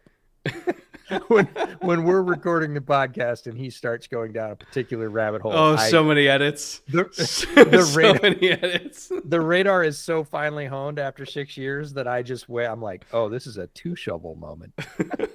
Like, do you want an extra shovel to dig that hole? Every once in a while, I'll finish making a point, and EJ's like, you're not going to want that in the final show. Yep. I'm like, that was a 2 shovel moment. You're definitely not going to want that public. He thinks about it and he's like, yeah, let's recut that. No, it's we have all kinds of fun moments like that are on the cutting room floor, and mine too. Not just Brett's, but we have looks for each other. Somebody starts going down that particular line of thinking, and everyone's like, I'd love to see you tie this together in a nice bow, but it's not going to happen. I'm just standing on a table shouting, deny, depose. And EJ's like, whoa. Easy. Let's calm down here. Lots of people watch the show. We are not a international podcast with all of 6 followers. Like, good times. So we have a barn burner of a 6-3 game going into the final quarter in the rain, when neither team really cares if they win. Well, the Seahawks care if they win because they're trying to stay in it with the Rams, but at the same time, I don't think the Seahawks really see the Bears as a threat. It just kind of feels like they're fucking with them. Yeah, their fate's in the hands of the Cardinals anyways, but I think it might be high time for me to go get some of that Cristalino because it'll just make the fourth quarter that much more enjoyable. Yes, and I got my McAllen 18, so you got to match it. I'm not matching any of what you're doing tonight, but I am going to go get some Cristalino. So I'll be right back. In the meantime, because it's our last TNF game of the year, you know we all have a tradition here. I want you to tell me where you're watching from. Anywhere in the world. And also tell me what time it is if you're watching in a foreign country. Tell me what time it is that you're watching this right now. I want to see where you guys are watching from. We love to see where our audience tunes in from because we're an international show, not just a national show. And it always warms my heart to see how many different countries are here, sharing the love of football with us, right? Because I know a lot of you, it's like 4 a.m., it's 2 a.m., or you're drinking your morning coffee with this stream on, and it's always just so cool to me to see everybody around the world kind of coming together with a shared love of the same thing, even if it's a 6-3 dog shit game. We got Amsterdam, we got Missouri, Bethany, Missouri, Brazil, Florianopolis. There's a city in Brazil called Florianopolis. First time I've heard of that, but that's dope. Adana, Turkey, 6:20 a.m. Good morning to you. Wichita, Kansas, Vancouver, BC. Later this spring, when I go up to visit EJ, I wanna pop over either to Victoria or Vancouver, or maybe both. So I'll be in your neck of the woods pretty soon here. Richmond, Virginia. Excellent whiskey scene, as always. Grand Forks, North Dakota. South Jersey. I love how everybody from Jersey says north or south. They have to differentiate if they're the New York side or the Philly side. Two entirely different states. It's like Northern California and Southern California. Adelaide, South Australia, 1:50 p.m. in the afternoon. Champaign, Illinois. Berlin at 4:30 a.m. Let's go. Trooper you are. Let's go. International podcast, we are indeed. Billings, Montana. Also, if you're willing to share, what temperature is it where you are right now? Because Billings, Montana is probably cold as fuck. Yeah, we should give an award for the warmest. Yeah, who's in the coldest place right now? How about that? Shane Waldron. Villahermosa, Mexico, and I believe. Let's go. Seattle? What part of Seattle, Steve? I've come to understand it's a very large area. Yeah. Metro Seattle is kind of, Pugetropolis, basically Olympia to Everett. Yeah. Good old upstate New York in Bills country, which to me is anywhere between Western. Yeah. the border of Ohio and Rochester. Yeah. Where do you think it becomes or where it transfers from Bills to Patriots? It doesn't even transfer. I mean, I grew up in the southern tier of New York, which is upstate, but the southern part of that, just north of the Pennsylvania border. And it goes a long ways towards the city before it starts to transfer, usually to Jets or Giants. But like I'm talking northeast. Where does it switch from Bills to? Yeah, you got to get up. I still don't. I mean, having been to like Lake Placid, they don't feel like New England strongholds. It's not until you get over the line. Like you get over the line into New Hampshire, Vermont, Massachusetts, like then it's obviously that's Northeast New England Patriots, right? But there's certainly Patriots fans in northern upstate New York, but they still feel like it's either they're in the Adirondacks and they don't care about football, or they care about survival. They're fans of one of the three New York teams. I mean, if we're counting Jets and Giants as New York teams, which, by name. Buena Park, California. Let's go. Shout out Portos. One of my favorite places, Buena Park. I wanted to see drunk Brett. Oh, just wait a while. We haven't had enough points. Yeah, I know. William Forbes asked, near Watkins Glen. Yes, strangely enough, I played Watkins Glen in high school. They were high school opponents of mine. Soccer, basketball, track. Northern Vermont is Bills. South Vermont is Patriots. That's interesting. Vermont's not a very big state. Northern Vermont is not Bills. My in-laws live in Northern Vermont, and they are Patriots fans. Well, are they like the only Patriots fans in town? No. Vermont strikes me as very New England-y. right? Like if your state is the setting for a Hallmark Channel movie, you're a Patriots fan. I love that so much. Am I That wrong? is so no, but it's the accuracy. That's the reason I love that. It's all Hallmark movies in like Southeast. It's a weird Yeah. combination. Ryan O, Northern Vermont, definitely Pats. Yes, 100% can confirm. Had Portos on 12/24. Colt, the line was so long. See, the key is you got to order ahead. So then you go to the back part of Portos where it's just the pickup, and you can get in and out in like 10 minutes. The hard part is parking. EJ, have I taken you to Portos? Nope. Oh, they have these fried like potato balls with like meat in them. I think it's either Peruvian or Colombian, but it's like a bakery. Either way. Oh my God. Sure. It's outrageous. It's so good. That's a great thing. One of the great things about the holidays in general, I don't care where you are. I appreciate everybody chiming in with where they are. We love seeing it. It's one of our favorite parts of doing this. But all the traditions, and those come from where you are. Those come from your family. Things you've learned. Like I don't have any particular family connection to Chili Verde, but I have a feeling we'll be making it every holiday now because we made it around the holidays and it was great. But all those connections of food and family and sharing and bringing a dish when you go to somebody's house, and all of those connections are some of the strongest memories I think we all have of gathering with friends and family for whatever tradition you believe in, whatever holiday you have. And I love it so much. I love those stories about, oh my God, you said, my favorite present was the candied walnuts or whatever it was. That your friends made. Yeah. Pecans, right? And it's these sense memories of taste and sharing and being exposed to, foods you maybe haven't had before because you show up at somebody else's gathering and, oh, they had the best, or, grandma's homemade or whatever, which reminds me, I have apple pie in the fridge that I have to break into. Oh, let's go. Let's go. It's a good, like, classic country apple pie with the heaped up apples under the crust too, not like the store-bought flat homogenized one. So excited about that. But in general, all those traditions that we share, that we, bring to somebody else's house or given to us by our relatives or our friends that come to these gatherings, some of my favorite connections around the holidays. And it doesn't matter whether it's Thanksgiving or Christmas or New Year's.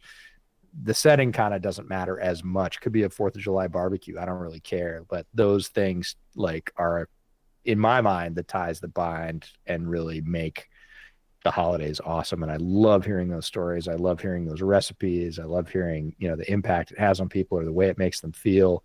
Some of my favorite stuff about getting people together and sharing food. It's awesome. Especially when it's home cooked. It's even better. Yeah, especially when it's home cooked. The greatest thing is we woke up this morning and the entire house smelled like fresh cut poblanos upstairs. Oh. Tyler, it's this very clean smell, and you're just like, oh God, it still smells great in here. Tyler, my brother-in-law, who's currently on a flight to England right now. Whoa! He did the prime rib, the herb crusted prime rib. And it came out as good as you think it did. It was amazing. Yeah, I'm not a prime rib lover, but if I was going to try some again, it would be Tyler's, because Tyler has a way. Brett Bauer said, hold on, you played Watkins Glen Section 4? Yes, EJ grew up in a very small town in New York called Candor, if you know it. 100%. It's like 5,000 people in it. Yeah, it used to be. It's a little bit more now, but it was it was about 2,500 people in the village and about 5,500 people in the township when I grew up. That's why he was born in Pennsylvania, because they don't have a hospital. Yeah, no, literally, Pennsylvania was the closest hospital that had any children's services to me, and it was about a 35-40-minute drive.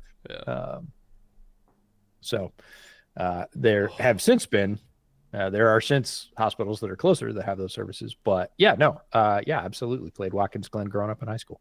Heavy Iron says, I smoked a coffee-crusted whole tenderloin. Ooh. I need to know what a coffee crust is. Yeah, you're about to find out. You're about to find out. That sounds amazing. Brett, did you answer my super chat on deep passes? So unfortunately, Chrome decided to shit the bed on me today multiple times. And if you submitted a super chat, I have not seen it. Please put it back in the chat. Do not give us money. You already paid us money. We don't want to bleed you dry even more. Just put it back in, because as my chat keeps, or my Chrome keeps messing up, it keeps kind of messing with my ability to see chat. So just put it back in. Okay. Caleb did it again. Ben said, miss super chat. Geno Smith's contract runs through 2025. If you were John, would you extend him and hope his turnover issues are due to a bad offensive line, or would you find a new quarterback via draft free agency? You could do both. Like, you can extend him and try to take a day 2 developmental guy like Jalen Milroe, right? Yeah. No, I think you take swings, and this is a lesson that came from the NFC North. This was Green Bay's former general manager who said you take a quarterback in every draft. You just do. And he had famous success with it, and they ended up trading most of those guys away for picks because they were good at developing quarterbacks, which is the other part of that equation. But you have to take swings. You can't take wild swings. We talked about this at the top necessarily, but you need to take swings all the time. And although it is not a great quarterback draft class, there will be quarterbacks who are good and good in their particular level in this draft class. Guys that you pick in the 4th round that are, career backups. The league needs those guys too. Somebody that's in the 3rd round that maybe ascends and plays 15 or 20 games as a decent spot starter. The league needs those guys as well. You can't just not take a quarterback because there's not somebody in the top 15 or you don't have a top 15 pick. If your quarterback is only, your starting quarterback is only contracted through 2025. So you can still take a mid-round swing. Know that he's not necessarily going to be the guy this year, but he could play meaningful snaps for your team down the road or get you to 2026 when maybe the quarterback draft is a little bit better, the free agency class is a little fuller. Either way, you can't just go, well, we're just going to ride with Geno in 2025 and nothing behind him. No offense to Sam Howell, but you probably can't do that or shouldn't, because you are literally an ankle turn away from, now we're screwed. Somebody asked what I was Googling. It was in chat. They said Cattleman's Grill coffee and Chipotle rub. That's what I was Googling, because I want to get it for when I get my next on. Hell yes. What's the worst game you've ever watched? The TNF game between the Broncos and Colts that EJ and I had to endure together. It was worse than this. I was going to say, sure, I'll go with that one, but there are others. There are multiples. Miss Super Chat, my question is, why do you say that deep passes are more of a wide receiver stat than a quarterback stat? A few different reasons.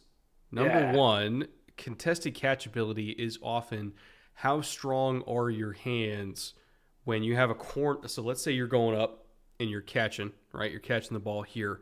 How strong are your hands to hold onto the ball, even if you have a corner kind of coming up through the middle and raking it out? That is a deep ball stat, or a deep ball stat that is more reliant on the receiver having strong contested catchability. Because often when you're taking those shots down the field, it's not even like I'm going through progressions. It's, hey, I have a one-on-one backside with my ex receiver. I'm just told to throw that and hope that they go win. And typically a top-tier receiver is going to have about a 55% contested catch rate. Anything over 55% is insane. And so if you have a guy that can win at that level, that's a wide receiver stat more so than a quarterback stat. Obviously, ball placement helps, but you have to have strong hands. You have to have body control. You have to have sideline awareness to get your feet in bounds. Like, all these 20-plus yard passing stats are so wide receiver dependent.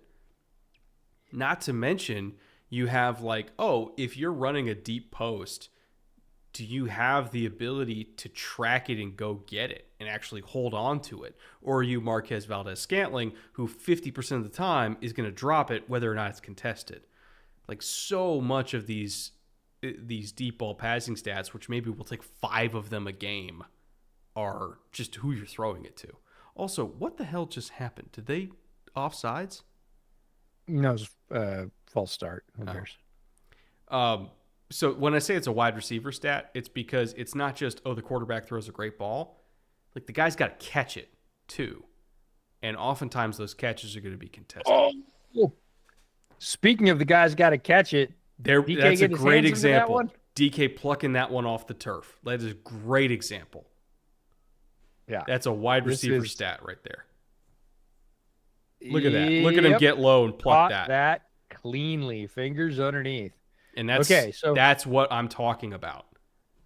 fun fact: DK Metcalf, son of Eric Metcalf. no, Who are you talking about? his dad is Terrence Metcalf, former Bear. Oh, I had Eric in my head. Terrence. yeah, I know. Yeah. Terrence, former Bear. So Running back, right? no, offensive lineman. Who am I thinking of? You're thinking of Eric Metcalf. That's a completely different player. Terrence Metcalf is an offensive lineman. Different body types. Although if Terrence was as fast as Eric, he would have been Penny Sewell. Yeah.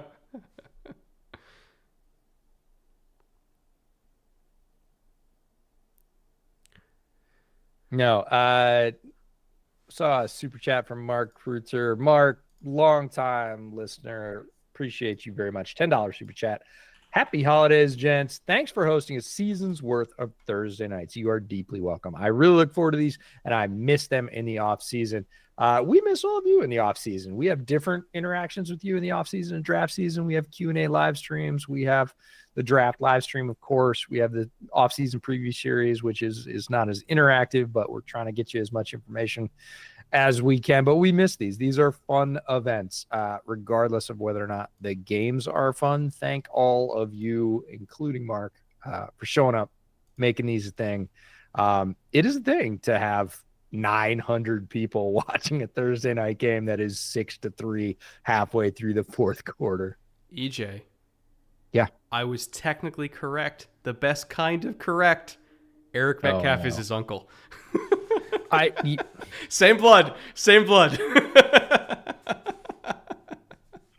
I saw a team-based reporter last week say blank and blank are related, and they're first cousins, actual first cousins. Yeah, it was Jameson Williams and one of the other Williamses. Yeah, one of them, many other Williams. There's like 100 the Johnsons. Yeah. And I thought it was funny because so often it's like, oh, he's my cousin. We get this occasionally at Shrine Bowl. The first year, Big Cat, right? I think.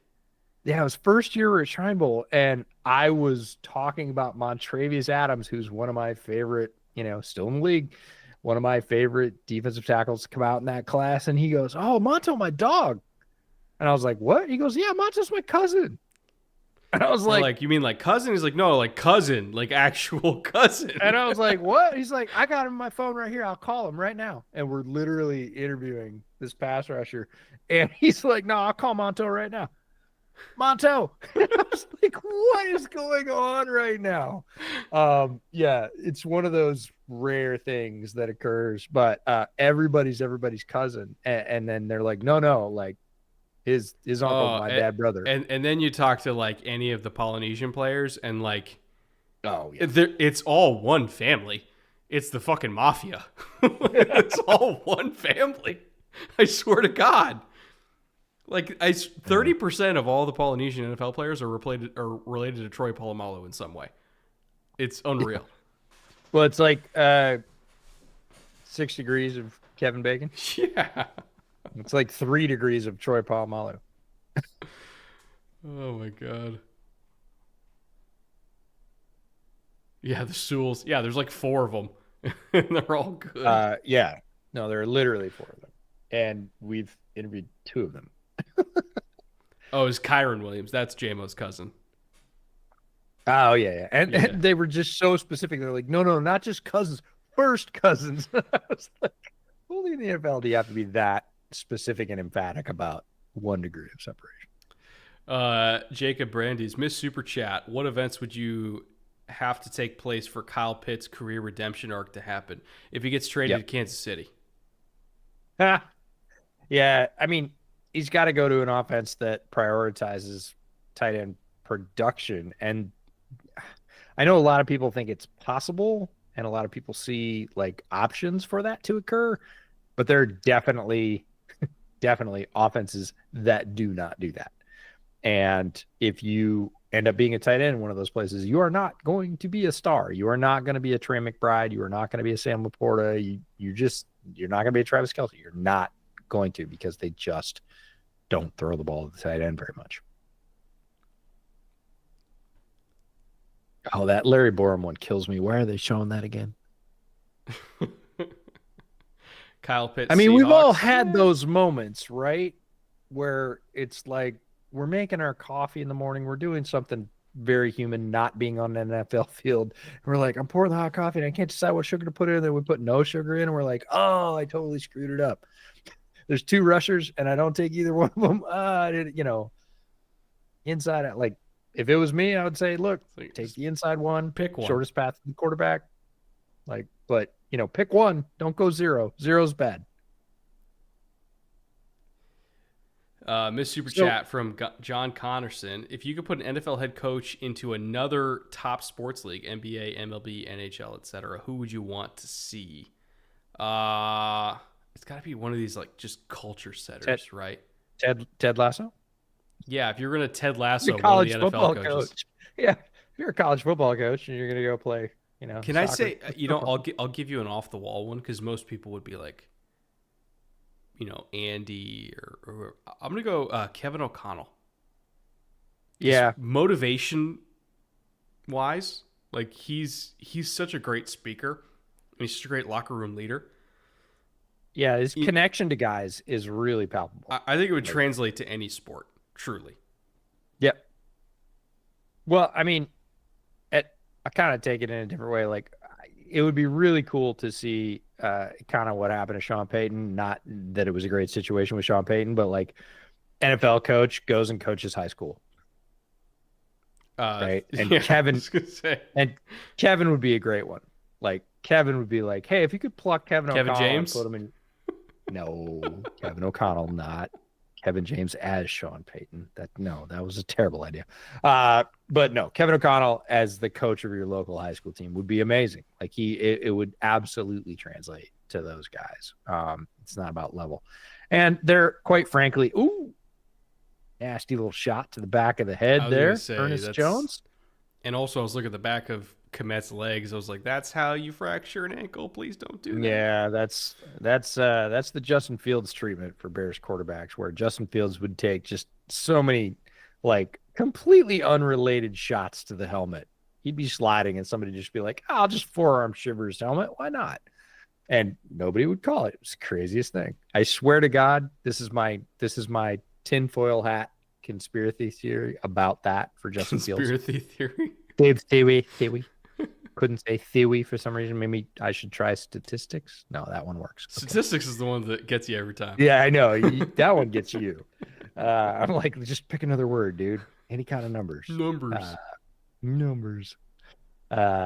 Justin Fields came out as a rookie and said, oh, yeah, the NFL's not that fast. It's not. Somebody asked him if the NFL, the speed difference was too big. Like, I don't care what you think.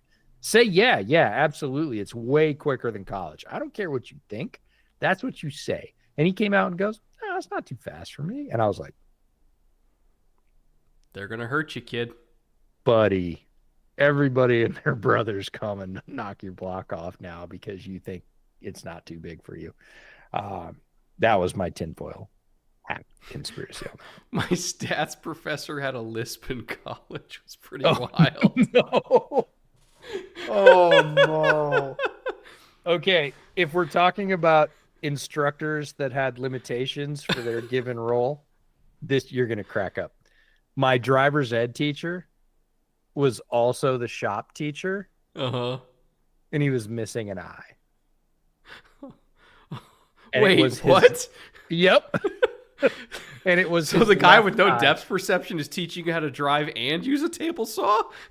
Here's the crazy part. It was his left eye. How? So as he's sitting in the right the right passenger. Yeah, he can't right? see you. He can't see like how fast you're going, but he has to turn his head completely to go, no, you're screwing up, kid. So yeah, there was a lot of speeding that went on in our driver's ed car. Oh my God. God, it must be great And to he grow up in the 80s. Yeah, and he occasionally fell asleep while we were driving because I took driver's ed in the summer. And he would just, it was warm. You got the windows down. He was just driving along some nice country road and he'd just pass out. Shop teachers are always missing something. Usually fingers. Usually. Shout out. Oh, look. It's a Jake Kern false start. Oh, God. Yeah, that's the weekly false start. No, quarterly.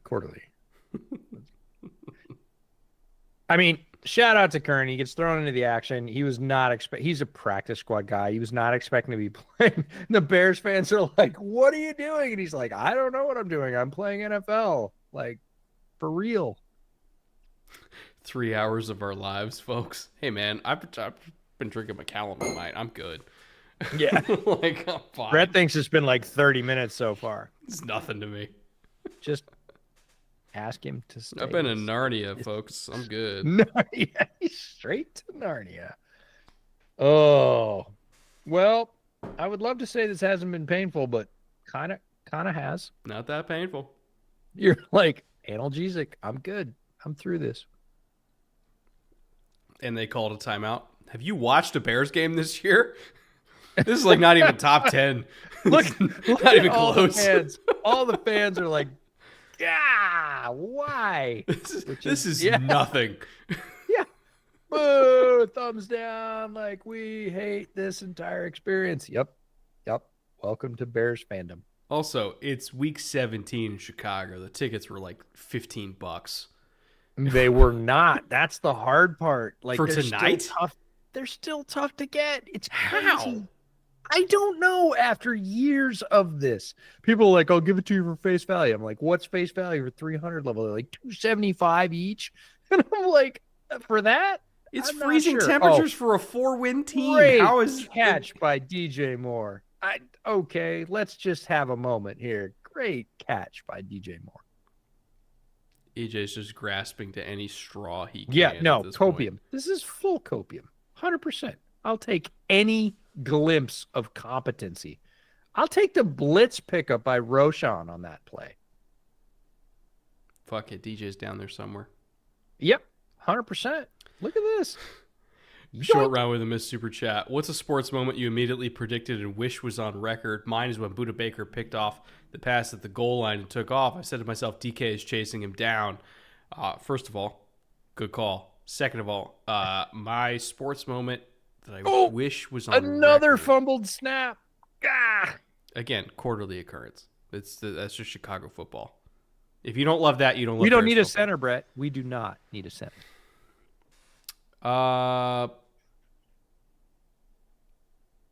There's so many Chiefs related ones.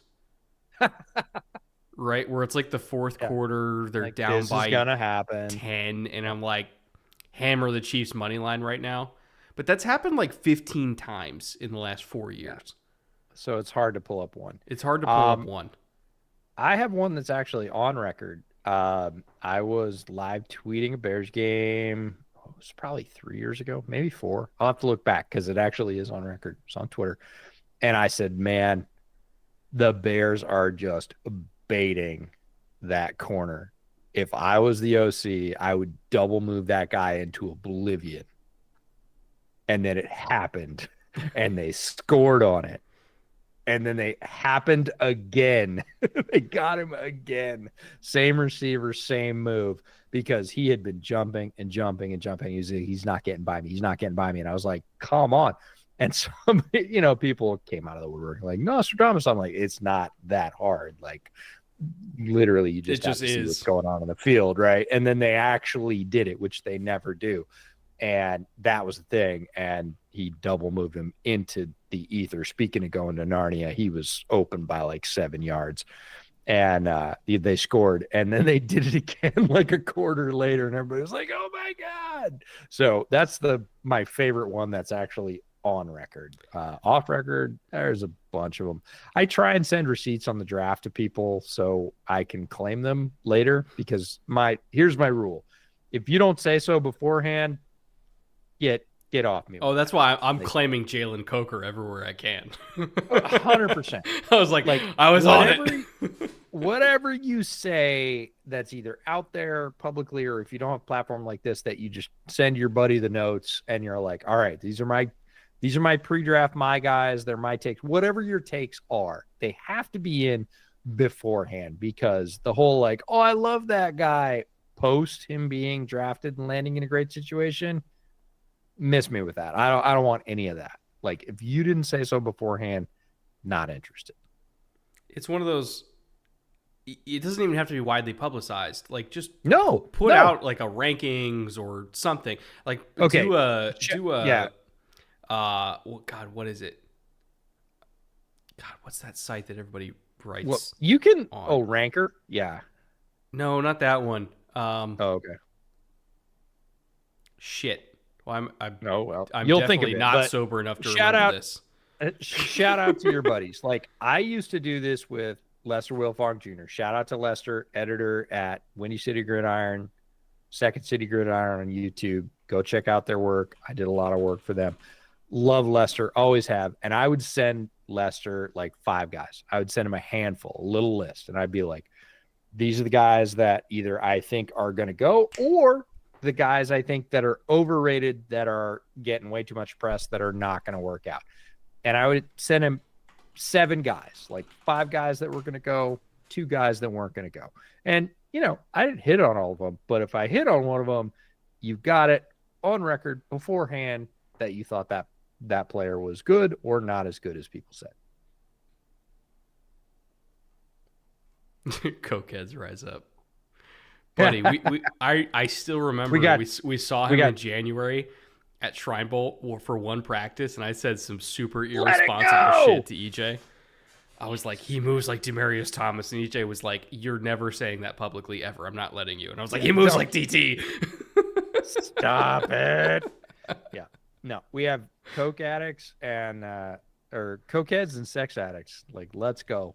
I actually don't know if Trevor and Connor were on the Jalen Coker train, but if they were, that's a party. Well, I remember because they were on the sidelines was on the sidelines the first day of Shrine Bowl, and he's like, "Who the fuck is the Holy Cross kid?" We're like, yeah. I don't know, but he's good. My favorite one is, what is that helmet? Because look, it like the Holy Cross helmet isn't that famous, and you get some guy from Prairie View A&M or Holy Cross or whatever. You're like, what is that helmet? Is that a beaver? Like, is that a Minuteman? I'm not sure what that is. And a lot of times, just so everybody at home knows, like, guys at All-Star games wear their alternate helmet. The Utah guys that came to Shrine like 2 years ago wore the all silver, like chrome UU helmet, which everybody was looking at that like, where's that guy from? It's like, oh, it's the helmet they wore in the Rose Bowl. Like, so it can be really confusing and chaotic. Their rosters are not always up to date. Some guys have to bow out, and their replacements literally fly in overnight to come to the game.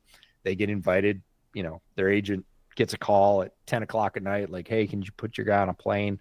We're down a receiver. We need to, and so these guys fly in, and they have sometimes just white helmets. They just have like a stock Rydell helmet for the first day until their gear arrives, because they arrived before their gear did at the airport or whatever. It's all kinds of craziness. And occasionally you're looking across and somebody's tearing up drills, and you're like, who is that? I cannot tell, and he is not on the roster. I will say this to make up for lost ground. If the Bears make a field goal here, 2 shots. Oh. 2 shots. I got to get rid of this absence somehow, EJ. It can't just sit there. Lighter would be my first recommendation. Okay. Roshan with great pickup there. Oh, great ball tracking, but tough. Rome almost had that too. Why are we throwing this football? Look at that thing. It's like covered in lime. Like, are we throwing salt encrusted footballs now? Come on, we can't clean them off. It's the NFL. Let's go.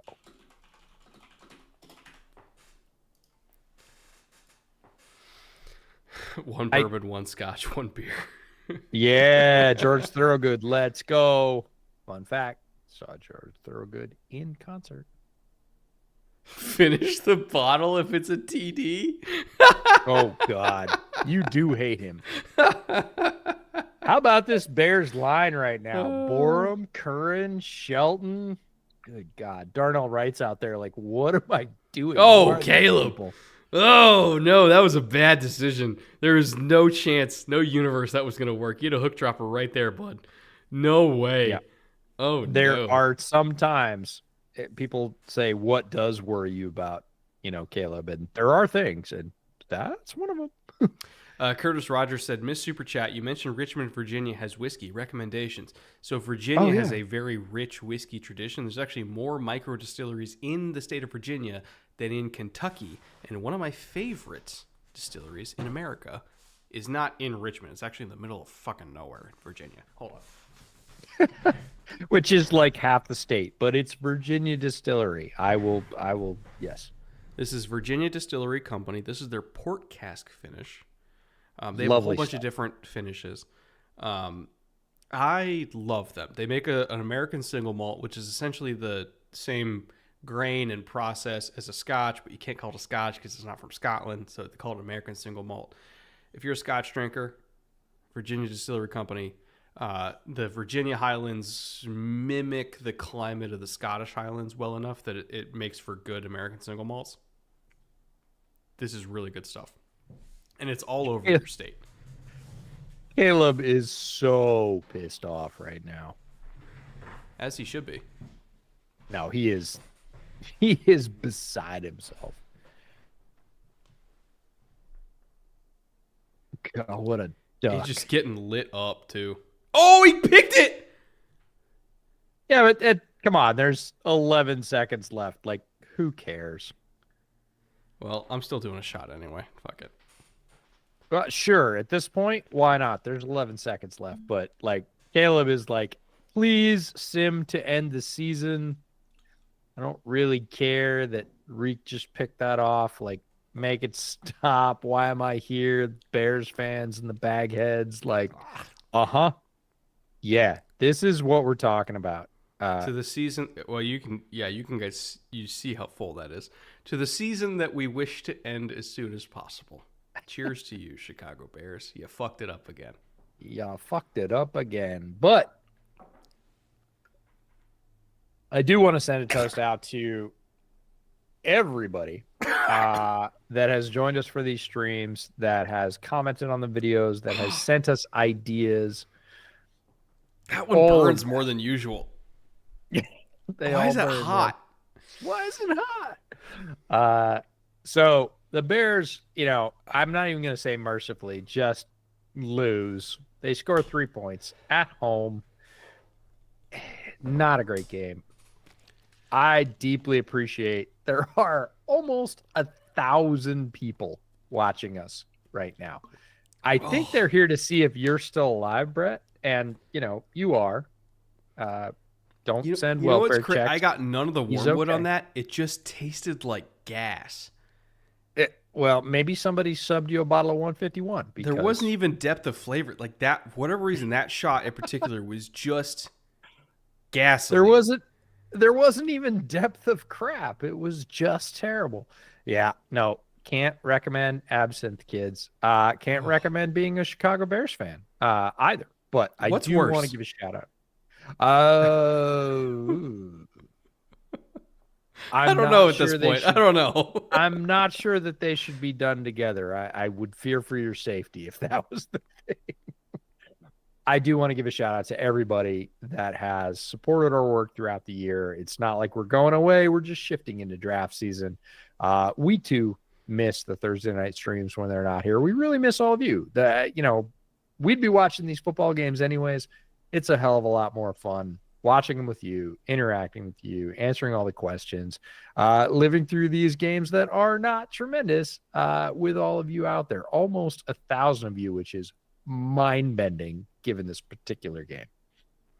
I want to finish it with one more missed super chat. Lucas London, missed super chat. Thoughts on the Broncos' future with Bo Nix and Sean Payton, and also who's all right, starting to hit me. Just also, caught up. Who should they target in the draft? Parentheses, Tyler Warren.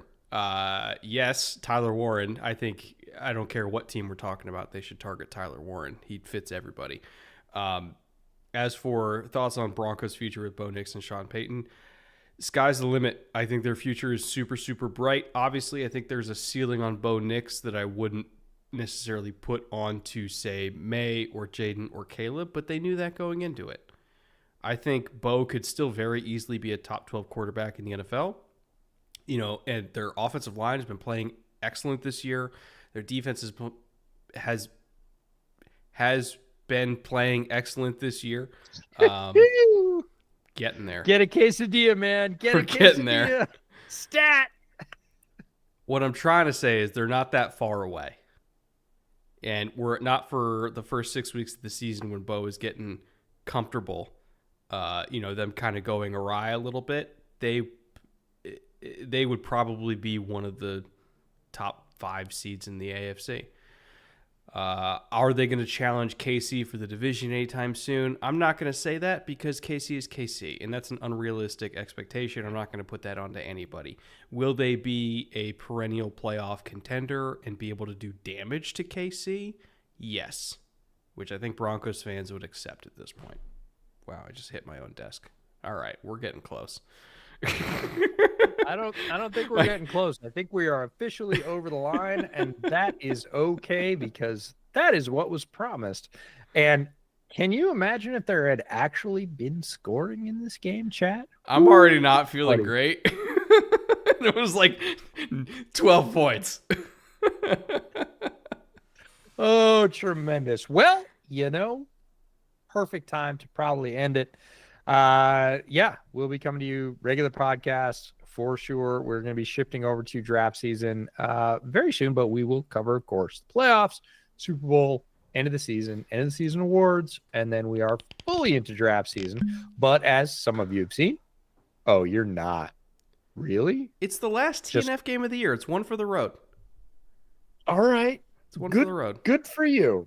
We had 12 points maybe tonight. Not, I should have been way drunker than this, honestly. Maybe not so good for your wife, but okay. Yeah, she understands. It's a business expense. I just tell her that every time. She asks questions. Right. I say, business expense.